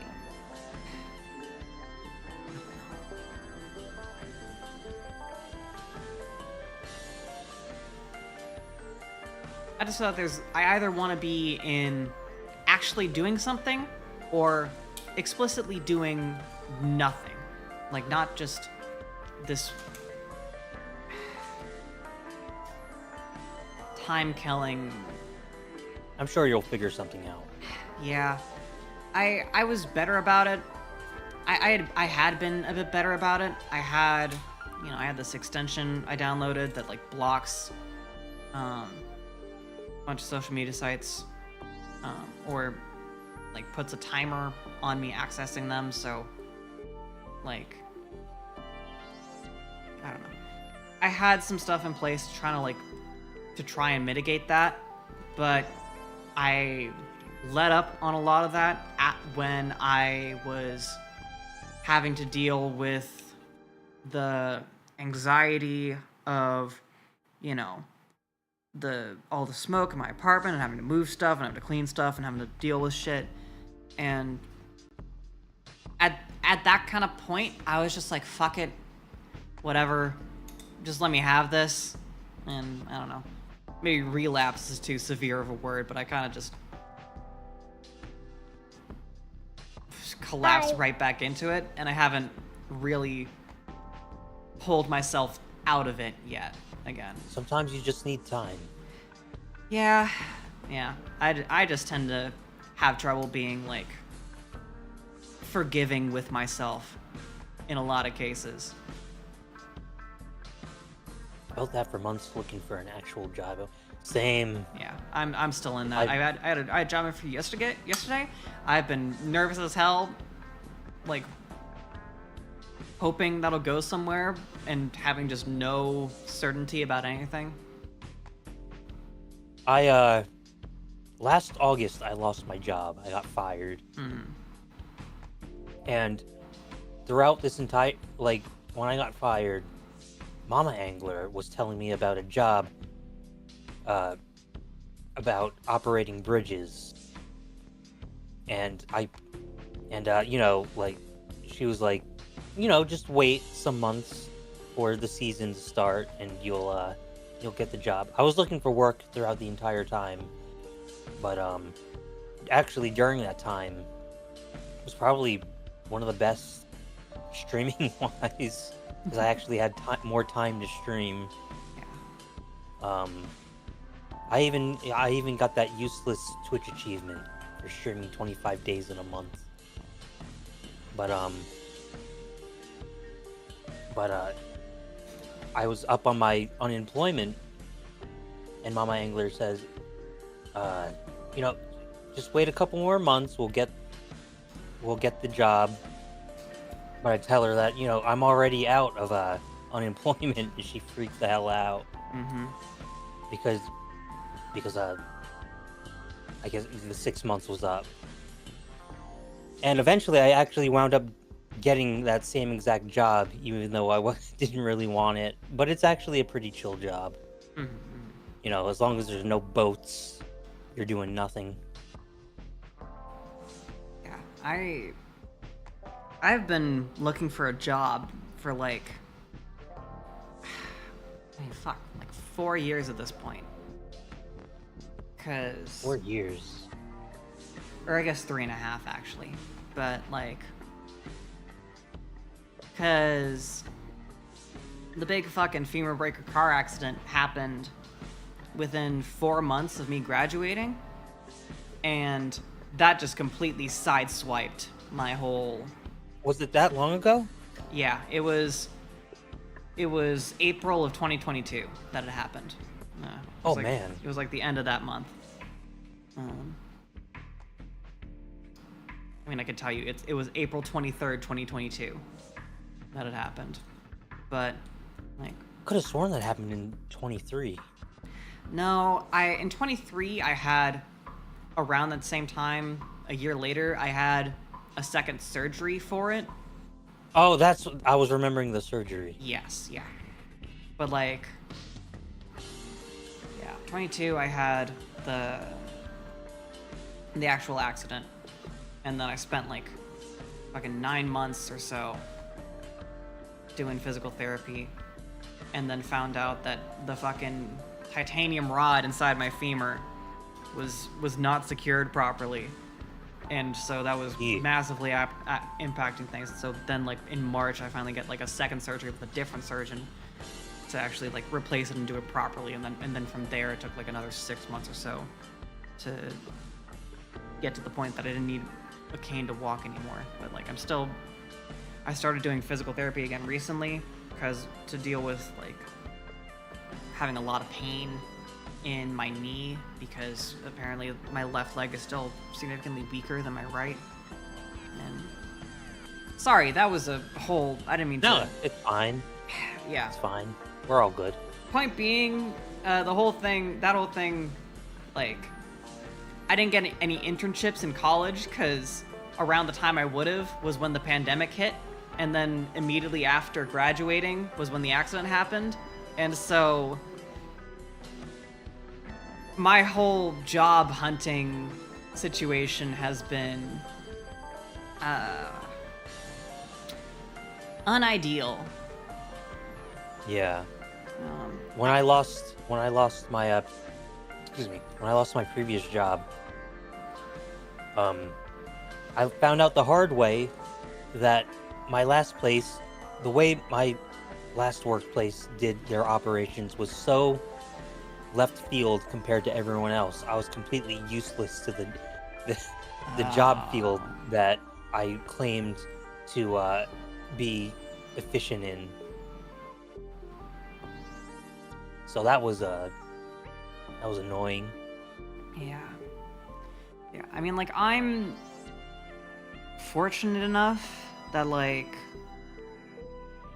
my parents have been willing to support me through all of this, like, financially, so that hasn't been something I've had to worry about, at the very least. But, like, in some ways that helps, because obviously I don't have to worry about paying rent and putting a roof over my head. But it's also, like, I don't feel good about that, right? Like, Yeah. I'm very much the kind of person where I want to be independent, and I don't. It bothers me, like, having to rely on them. Yeah, I know that feeling. Sorry, this has gone, like, way heavier than I expected it to. I mean, it started out heavy. Yeah, it just. But no, it's fine.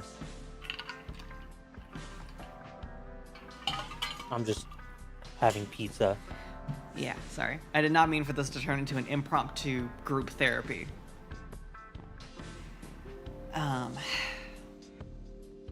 What kind of fucking pizza you got? Pepperoni. My man. I'm a super picky eater. I just give me cheese or pepperoni. So am I. Nelson would probably be surprised I was eating pepperoni. Why's that? He was my biggest food critic.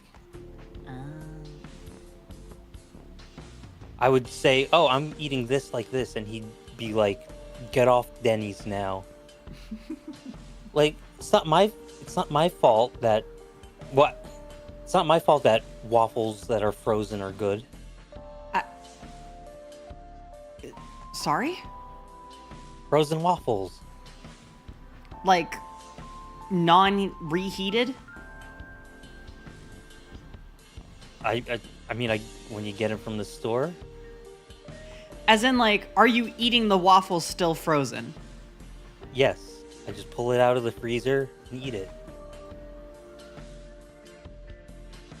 Huh. I could theoretically see how that could be good, but I don't think I'd ever do it myself. At one point, just get yourself a box of Eggos. They're not that expensive, and just try a frozen waffle. Okay, I'll think about it. The one thing that I know I'm a little bit of a freak for is it's two things related to hot dogs. One, I think the best condiment for hot dogs is not mustard or ketchup, it's mayo. Mayo is the best thing on hot dogs, especially if it's like if you've got like bacon or something other savory on there. Mayo is fucking fantastic. I am not a fan of mayo. I'm a big mayo stan. The other thing I have is that I think chili dogs are best cold, like refrigerated. Because, like, for one thing, if you have more than just the chili on there, like if you have like cheese or one local place has their own like sauce they add on there. If you refrigerate it, the flavors kind of meld together more, and it brings out those flavors a little more because you can taste it a bit more cold. But also, just purely texture-wise, like if you're eating a chili dog like hot and like fresh, then it's gonna be dripping all over the fucking place. It's a mess. It's a mess to deal with it. Whereas if you refrigerate it, it kind of sets so that it's way easier to eat, and it still tastes just as good, if not better. Pizza. If you have it like the next day, tastes good cold out of the fridge. Yeah, cold pizza is like, I liked cold pizza a lot more as a kid. Not so much if it has like other toppings on it. Mm. It's best like plain out of the fridge. Yeah, I used to kind of go for cold pizza, but then I got like, I have this thing, this little weird appliance my parents got, and then they gave me one when I went off to college. It's called like Presto Pizzazz Plus or something ridiculous, but like basically what it is, it's like a little mini pizza reheater. It's just like a metal tray with a heating element above and below, and then it like rotates. And so It rotates. yeah. It's hang on, let me get a picture of this thing. Because that makes me think of a little rotisserie. Sorry, I mean, a rotisserie kind of like rotates. Hold on, hang on. Wait, is the heating element, is that what's rotating? Let me get a picture.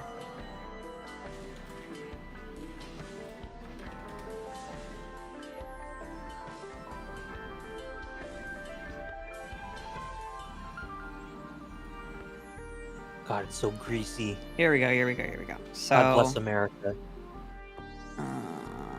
where's my picture? There it is. So, this is the thing I'm talking about. I have it on the stream right now. What in the hell? So, mine looks a little different from this, but you've got like, yeah, here's one without the pizza on it.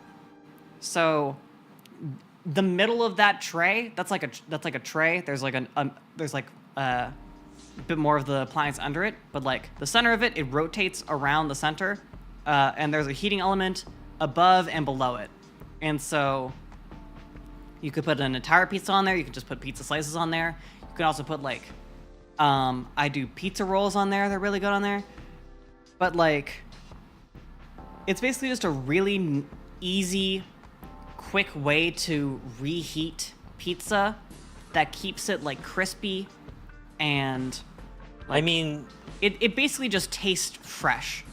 When do you need to reheat a whole pizza?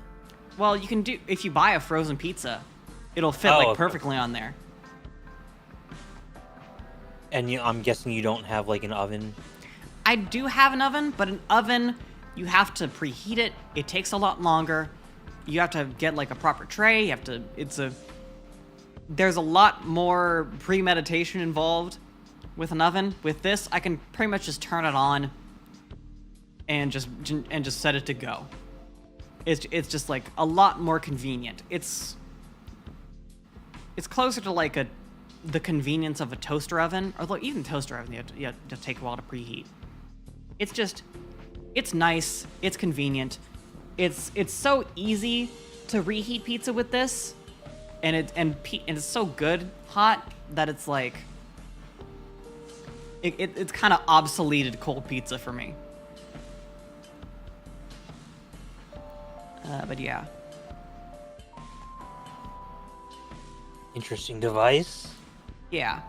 I don't have an air fryer.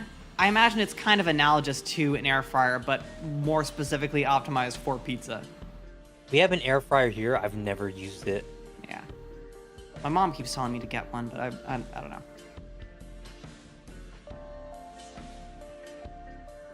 Like, we even have a I rice should get cooker, we also have a rice cooker, but I tend to just put rice in a boiling pot of water.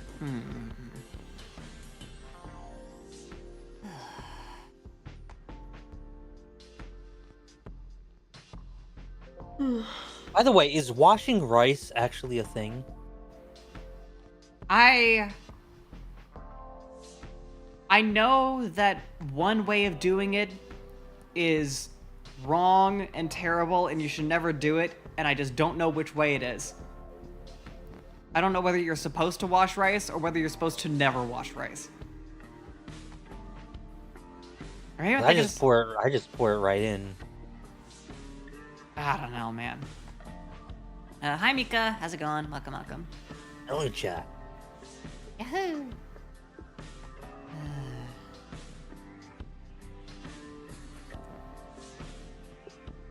It's so spicy.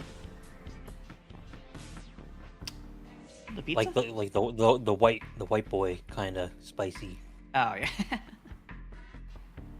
Yeah, I should get some pizza tomorrow. So glad that there's so many great local places nearby. I mean, honestly, I was kind of thinking about getting Little Caesars. Little Caesars. Never had it. It's Little Caesars is the best, like, cheap chain pizza. Like, Little Caesars is the best, like, fuck it, man, who gives a shit? I want a pizza kind of pizza, you know? I've only had Domino's. Like, no Pizza Hut, no Papa John's. yeah, I just like Little Caesars a lot because they have like this cheesy bread that's like it's got good seasoning on it. The cheese is pretty good. You get it in little squares, and then you dip it in marinara sauce, and it's fucking great. And it's like awesome. And then if I want like actual kind of good pizza, then the place I'll go around here is called Marco's. They have actually like decent pizza. And then if I want like even better than that, I'll go to this one local place, which let me check where they have locations to make sure I'm not straight up doxing myself. You don't have to do that. You don't have to say where. I mean, if I can, I'll check, but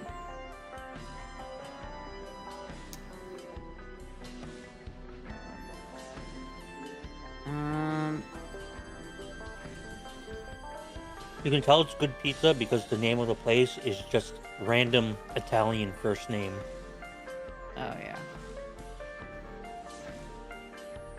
Okay, they have them in a few states. Okay. So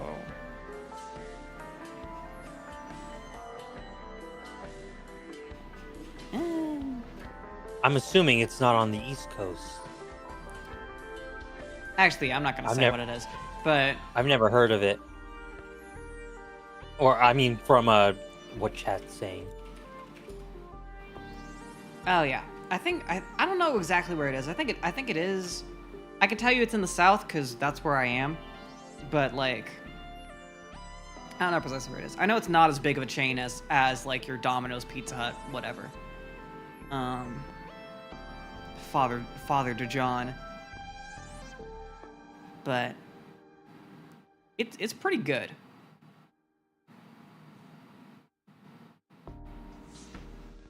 I'm not sure if I could ever have pizza outside the tri-state.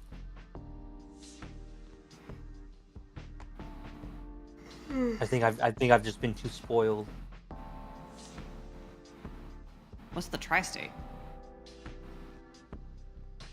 New Jersey, New York, Connecticut. Oh, okay, yeah.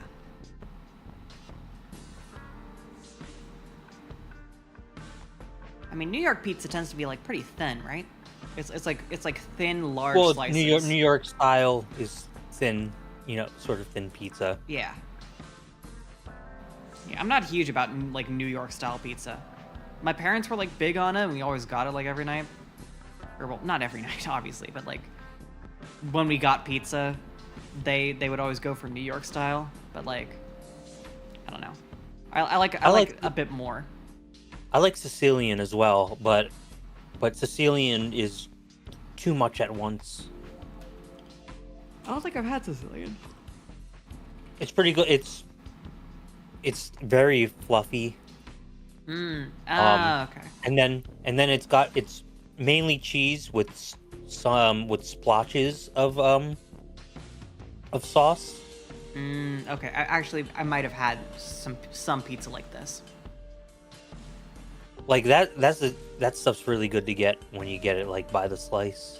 Yeah, I think there was a local place you that gotta does have that kind of style. You gotta have other people if you want a pie.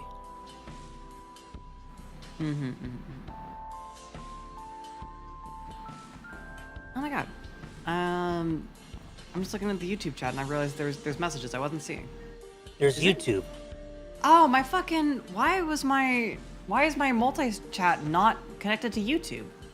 What the fuck? Hang on. Careful, I've heard Twitch is silently punishing multi-streaming. Whatever, I don't give a shit. There's like 10 people here. I don't care. They're not gonna fucking target me. I'll have you know that I'm John Twitch. Oh no. Yeah, why is there not? Hang on. I never got around to making multi-streaming work. That's so weird. Anyway, I don't know when this was because YouTube doesn't have timestamps for some goddamn reason. But MacMacG said, "Hello Penelope, have you played Deltarune? Final boss chapter 3 was hard as fuck. Took me half an hour to defeat it." Oh, and then Corey X Kenshin was in the FNAF music cameo. Okay, so this is when I was talking about FNAF. This was fucking a while ago. Okay. God, I apologize. I just straight up did not see that. But I've not played any of the new stuff for Deltarune. I'm not even sure if I will at this point. I started replaying chapters 1 and 2 because I didn't have my save file, and I just kind of realized I don't really care that much. Like, it's good. Yeah, I just don't really... I never dipped into the series. Yeah. I do own Undertale. I just never played it. I think I got it for like $1.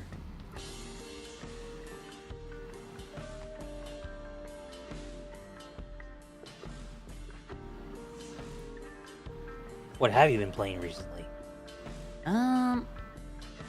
I've been playing... No, I've been playing FF14. A little bit. Fantasy? Yeah. Night Rain 2. I don't think I've heard of that one. It's the Elden Ring spinoff. Oh, okay. Alright. Yeah. Sorry, give me a second. I'm trying to figure out why YouTube isn't showing up in this thing right now. You're very fun. Oh, it's not signed in. That's why. I don't know. It must have just signed itself out and didn't notice. Your favorite pizza is deep dish. I don't think I've had deep dish, but I'm not sure if I would like deep dish. I don't think there'd be enough bread.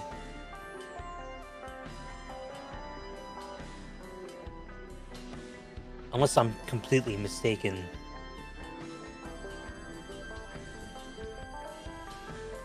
There we go. Okay, now the multi-chat is working. There we go. Perfect. Yeah, it just signed itself out. Sorry, you were saying something about deep dish? Oh, yeah. Chat said, well, Hasapico.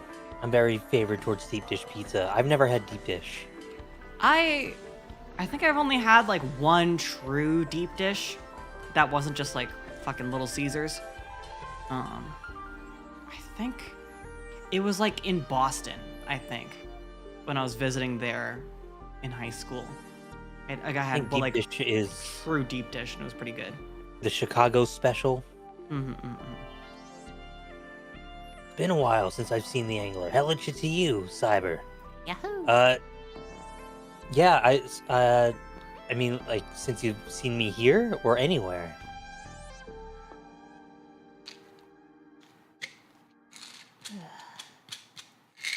I take my melatonin. Yum.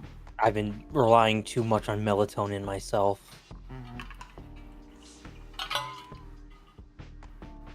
I've been using melatonin since, I don't know, I'd say about middle school, because I've always had trouble getting to sleep. Yeah, I have a lot of trouble getting to sleep. About like 2 years ago, I stopped taking ZQuil because that stuff. Oh yeah, that's not Talk good. about that's a downward spiral. Yeah, that stuff is not good to be on long term. Yeah. I think you've been streaming late. Yeah, I mostly stream late now. Well, actually, I haven't really been streaming a lot in general. since, you know, getting back to work and whatnot. I actually I probably will stream a little later. But I am also going to be doing charity work next week. Oh, what charity? Gamers Outreach, VTuber SummerSlam. Oh. So that's going to be fun.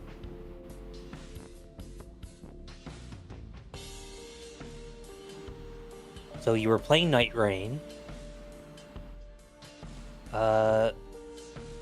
Anything else? Yes. No. No? I've... Yes? No? No,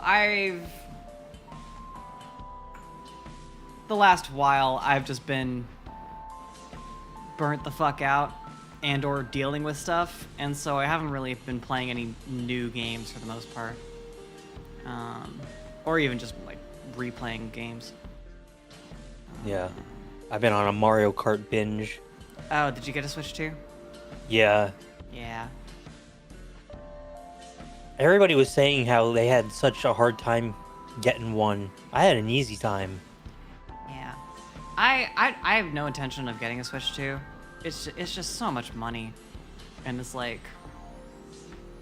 I don't even touch any of my consoles anymore.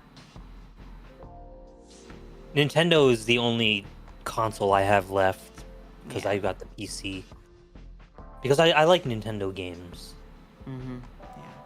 And as somebody who's spent 1,400 hours in Mario Kart 8, of course I was going to get Mario Kart World. I mean, hey, fair enough. It did not make sense for me to get a Switch 2.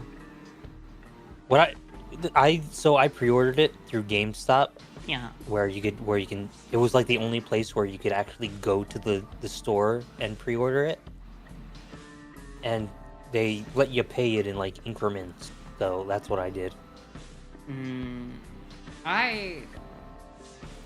Some of my friends use those, like, those, what are they called? Like those pay as you go, not pay as you go. Oh, like, okay, yeah. Buy now, something pay like, later. Like Affirm. Yeah, or Klarna or any of those.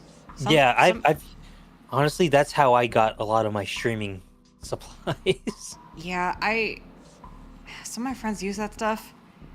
I just don't think it's a good idea. Like, I obviously understand the appeal of it, but like, It's worked for me. Yeah, but like, you are putting yourself into debt, and like, it's a small amount, but if you miss a payment on any of those, if anything unexpected happens, like, at that point, you're gonna be hit with some massive fees.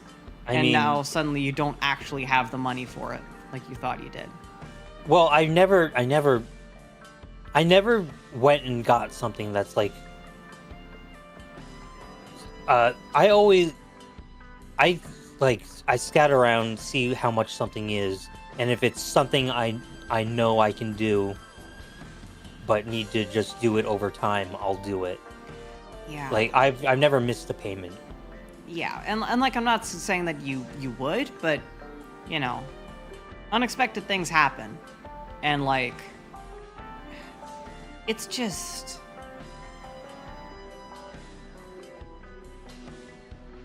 it's not, I don't know. Like, If it wasn't for my inactivity with using credit lately, my score would probably still be 850. that's fair. Like, yeah, God, credit scores are such a fucking racket. It's like, it's got nothing to do with how likely you are to actually pay things back. It's just how profitable you are to borrow, to lend to. It's such a, ugh. Just encouraging you to get into debt for no reason. But like, I don't know. Well, unfortunately, there are some things you need that Only credit can provide. Yeah. It sucks ass, but, you know, there's not really anything you can do about it. It's just... God. I hate that shit. But, like, I don't know. I'm very much of the mindset that if I can't afford it right now, I can't afford it. Like...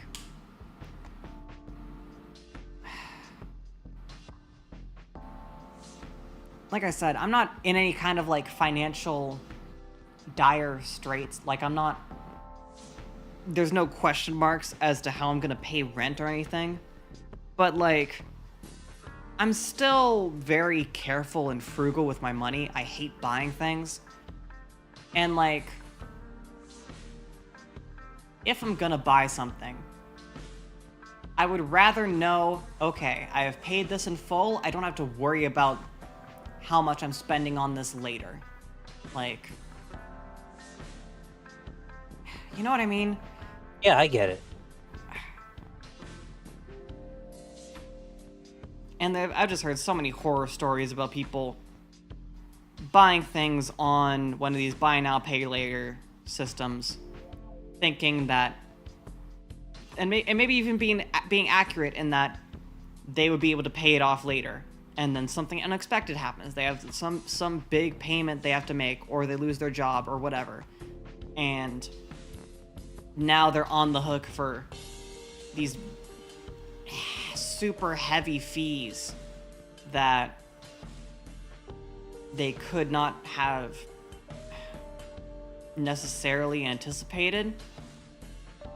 And because what these are, they're loans.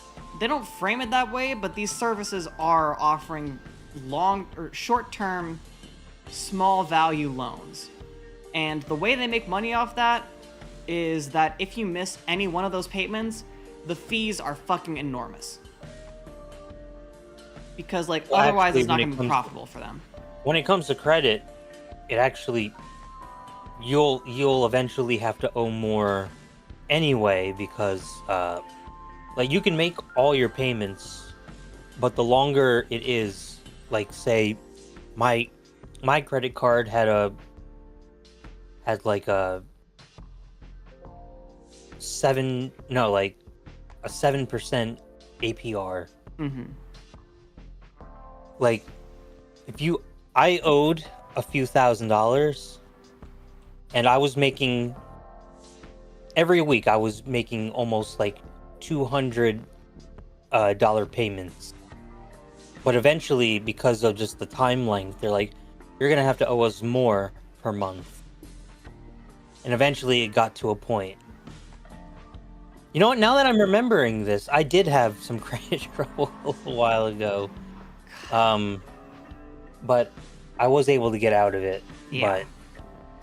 But like, even you could do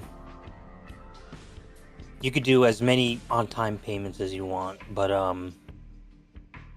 eventually the rate just will go up. Yeah, and, like, obviously these are designed so you make, like, 4 or 5 payments and then it's done. But, like... Yeah, that's what the stuff like Klarna is, Yeah. where it's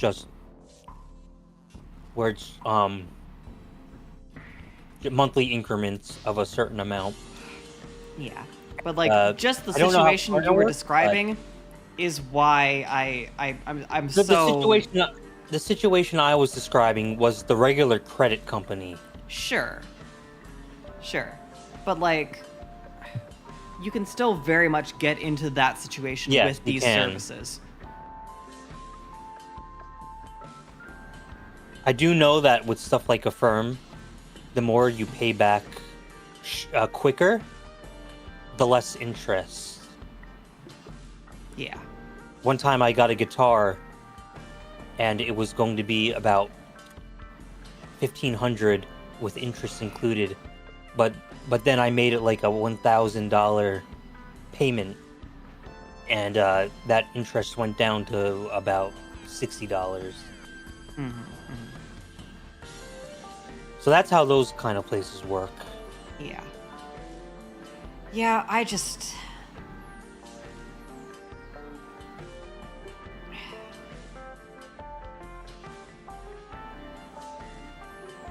I don't know. They skeeve me out. I don't like them. They seem... Nobody does. Nobody does. I'm trying to be non-biased, but I don't like them either. Yeah, they're obviously kind of inherently predatory, and they're kind of risky. I mean, I say kind of risky. They're absolutely risky. Or should I wait credit because it's very slow? We cannot pay the back. Yeah, and it does not take much for I can pay this back to suddenly become oh shit, I cannot pay this back. You know. Trying to remember what put me in that position. You know, it was when I injured my foot. Oh yeah. And I couldn't put pressure on it. And the work doctor said, well, I can't see anything wrong with you. So I had to go through many hoops. Oh, Jesus. To get my foot back in working condition. And then after a few weeks of appointments and I wasn't able to work because it's a walking job. Mm-hmm. So it was like, now I'm buying groceries with credit. Oh God, yeah. So that was fun. That was the first year I started VTubing.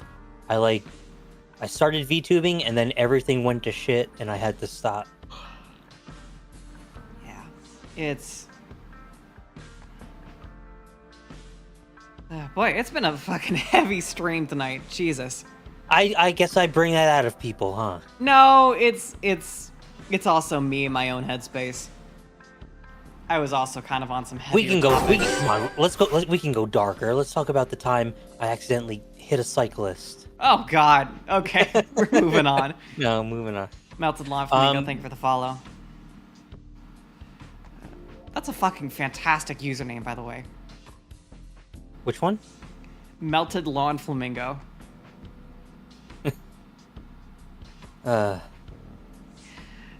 Favorite movies. The Raid 2. I fucking love The Raid 2. It might be... Oh man, I'm not much of a movie person. Yeah, but me neither. It might be something that Stanley Kubrick directed. Maybe 2001, Space Odyssey, or The Shining. Or maybe A Clockwork Orange. See, my mind is just going straight probably to... 2001. That's fair. Alex the Rapper, thank you for the follow. But yeah. The Raid 2 is an Indonesian action movie. Or well, martial arts movie more like, but... a bit of column A, column B. It's got a mix of martial arts and like gunfighting. The first movie is like a bunch of SWAT guys going into an apartment building, and like it very quickly becomes just 3 dudes like trying to fight their way out. And then the second movie is on some more like undercover cop shit. But fucking fantastic fight choreography in both movies. Really good. Second movie gets kind of weirder with it. It's pretty great, honestly. The guy who did, I think it's the same. Is it the same guy? Hang on. Let me fact check myself before I say this. Sure. Right. Ready to fight. I'm gonna grab more pizza. Yes.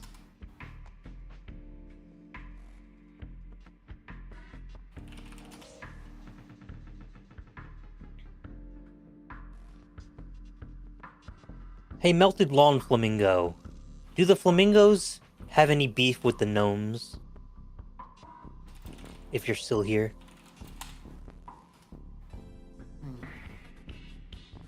Okay, I was wrong. I was about to say that I think it's the same fight choreographer as the John Wick movies, but no, it's not. John Wick was Chad Stahelski, and then The Raid was Gareth Evans. I watched. There was a couple days where, yeah, there was a few days where I had to like do some elder care. Like I had like these 3 15-hour shifts in a row of just making sure that this old lady won't croak. And just overnight while I was there, I just put on the John Wick movies, and they were pretty good. Out of the John Well Wick as, movies, my favorite is 2. I have not seen 4 yet. I've seen I all also saw the 4. I saw the Matrix movies as well. I pretty much went on a Keanu Reeves binge. I only watched the first Matrix movie. The second isn't that good. Well, I hear a lot of people say that they like 1 and 2, but not 3. But I think I like 1 and 3, but not 2. My personal take on the John Wick movies is 1 is good. It's definitely like the first entry where they're like still kind of finding their footing and like figuring out what they want to do without really the expectation of making more. But like it sets up a lot of good elements, and it's got some good scenes in it. I fucking forgot that. Oh my god, what's his name? The actor who plays like the John Wick's buddy in the first movie, who he plays like the Green Goblin in the original Spider-Man. William Dafoe. Yes, I forgot Willem Dafoe was in the first John Wick movie until I rewatched it. He was a while also back. he was in a movie I watched recently called Wild at Heart. Oh. And if you he is the most decrepit thing in that movie. If it wasn't a movie, I'm you'd just just I'm want just this guy picturing that dead. meme of him from The Lighthouse.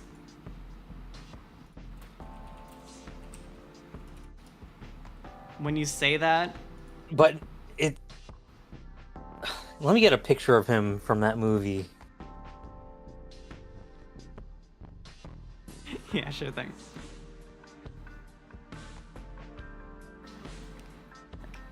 My favorite thing about the John Wick movies, besides the fight choreography, which is fucking great in all of them, for the most part, is the world building.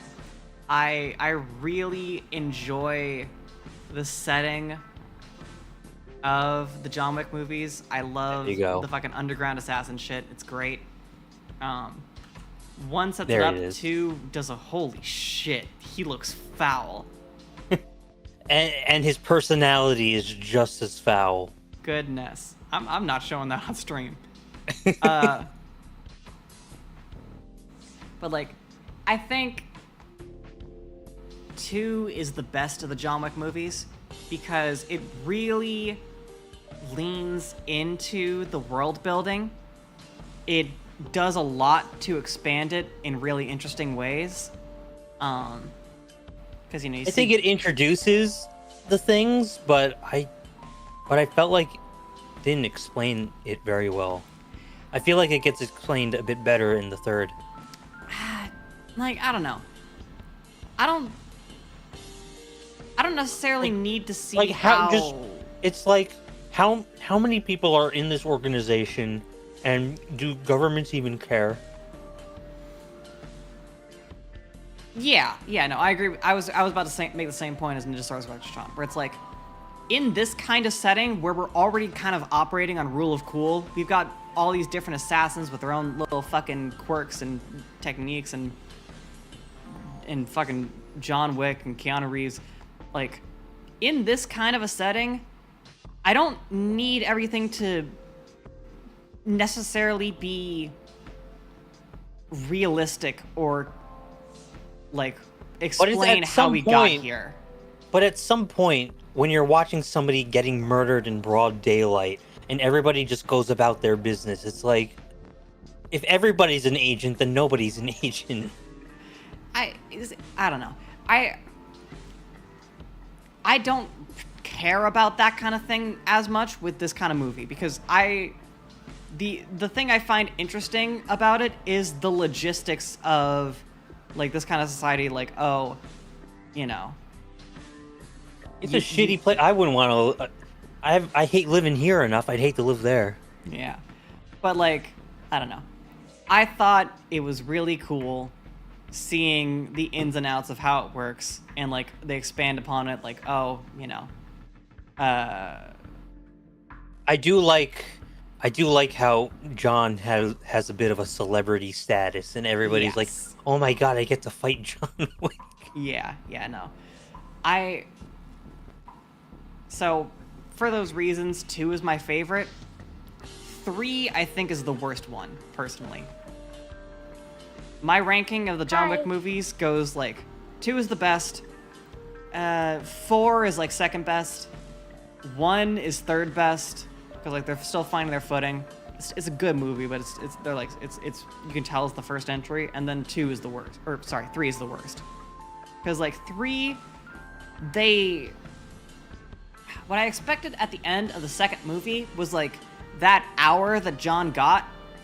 I thought that was going to be like the first half of the third movie or something, right?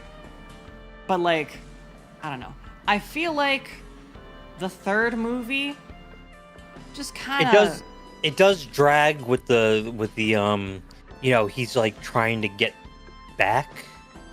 Yeah, it's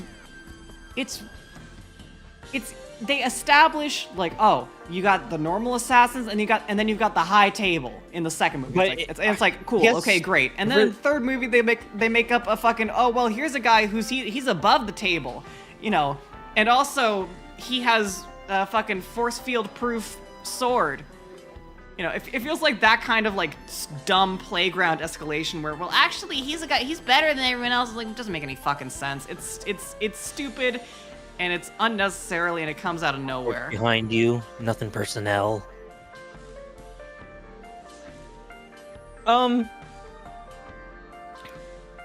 I liked the third movie because of the nature of being hunted by everyone. Yeah, but I don't know. I don't feel like they did. I mean, they did They that didn't better do in it the second enough- movie. Well, in the second movie, it wasn't really well. Like, Okay, actually, no. Maybe I don't.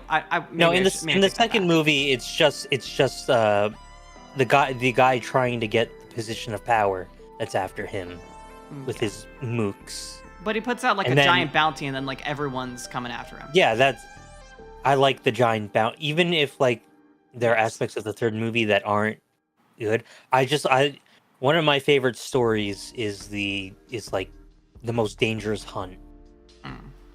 So I like a good hunt, Yeah, there are parts of and there 3... just wasn't really enough of that in 3 because he goes to like Morocco and then the desert. Yes. Yeah, like I said, that first part where he's just running from everybody and trying to accomplish as much as possible he can within that hour that he has. I thought that would be way more of the movie. Like, if not in real time, then close to it. Like, not necessarily the first actual hour of the movie, but like the first half hour to 45 minutes. I thought that would be that.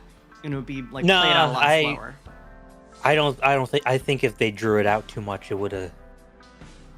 I think they drew it out as long as they needed to. It's just I don't think they did enough with it.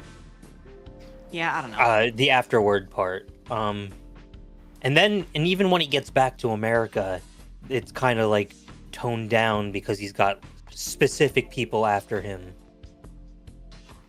Yeah, I don't know. 3 felt like it was just kind of trying to undo what happened in 2. for a decent amount of it. I mean, he gets fucked in the end anyway. Yeah, so it's like that also felt like No, I expected it to happen. yeah, it just didn't feel like especially satisfying or anything. I don't know. Maybe it wasn't unexpected, but it did feel a little like oh I'll just have to see. I'll just have to see what 4 has. Yeah. And I hear Keanu's not too keen to do any more of those because of his age. No. I mean, like, there are parts of 3 I think are really fucking good. Like, I think the best fight scene in all 4 movies is probably the museum fight from 3. That scene is fucking great. And I also really like the Continental Siege. Where they've got the super armored guys, and now they have to, like, deal with them in new ways. Like, oh, okay, we need some fucking big bore slugs. I don't recall the Get at 'em. museum. I say the museum. It's the place with all the different knives. Oh, and stuff. the Continental. No. The hotel. No, when he's first running away. Do you remember the part where he's like assembling a revolver from all these different pieces, and then he brains a guy? Like the and then, library. Yeah, it's after the library. He assembles the revolver, and then Oh, he's the like, museum. Okay. Yes. I get it now. Yes, that scene, I think, is probably the best one in any of the movies. Just in terms of sheer choreography, but like, Yeah. the plot, I did not like. I kind of hated what they did with the world building. The Japanese guy who's like fanboying over Keanu, I did not like him.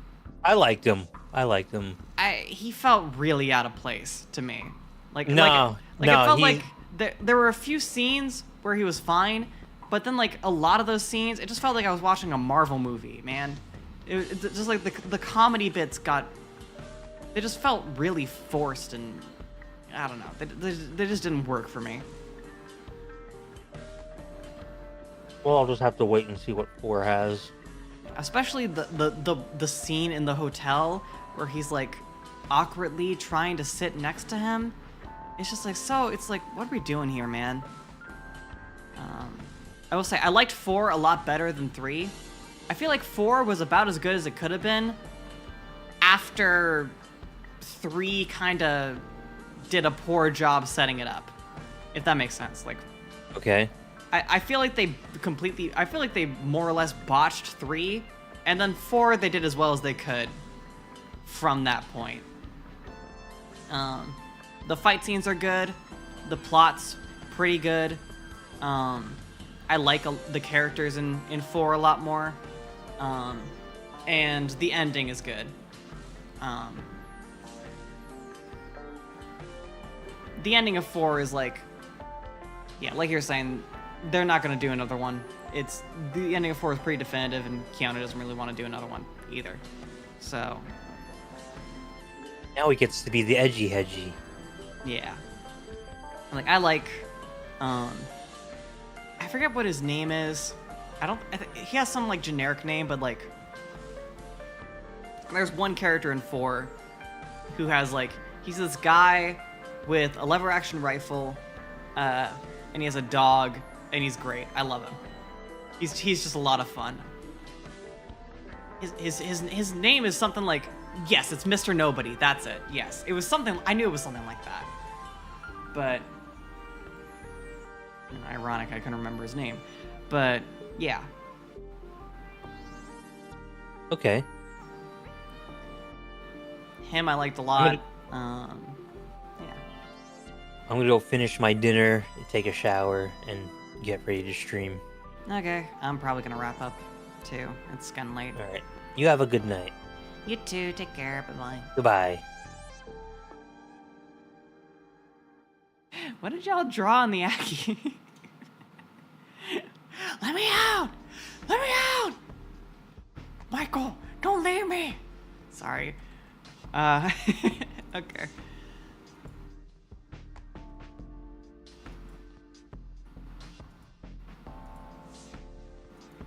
Okay, let's see. Alright, I'm gonna wrap up. Let's see who we can raid. Bum, ba-dum, bum, bum.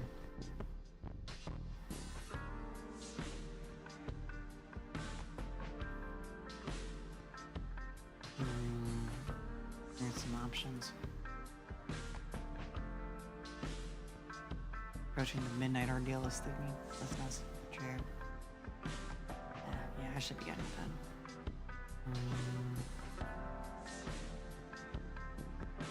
All right, I can't decide, so y'all pick. Are we rating someone playing Risk of Rain or someone playing Overwatch? The choice is yours. I'm extending the fucking gamer pills to you like Morpheus.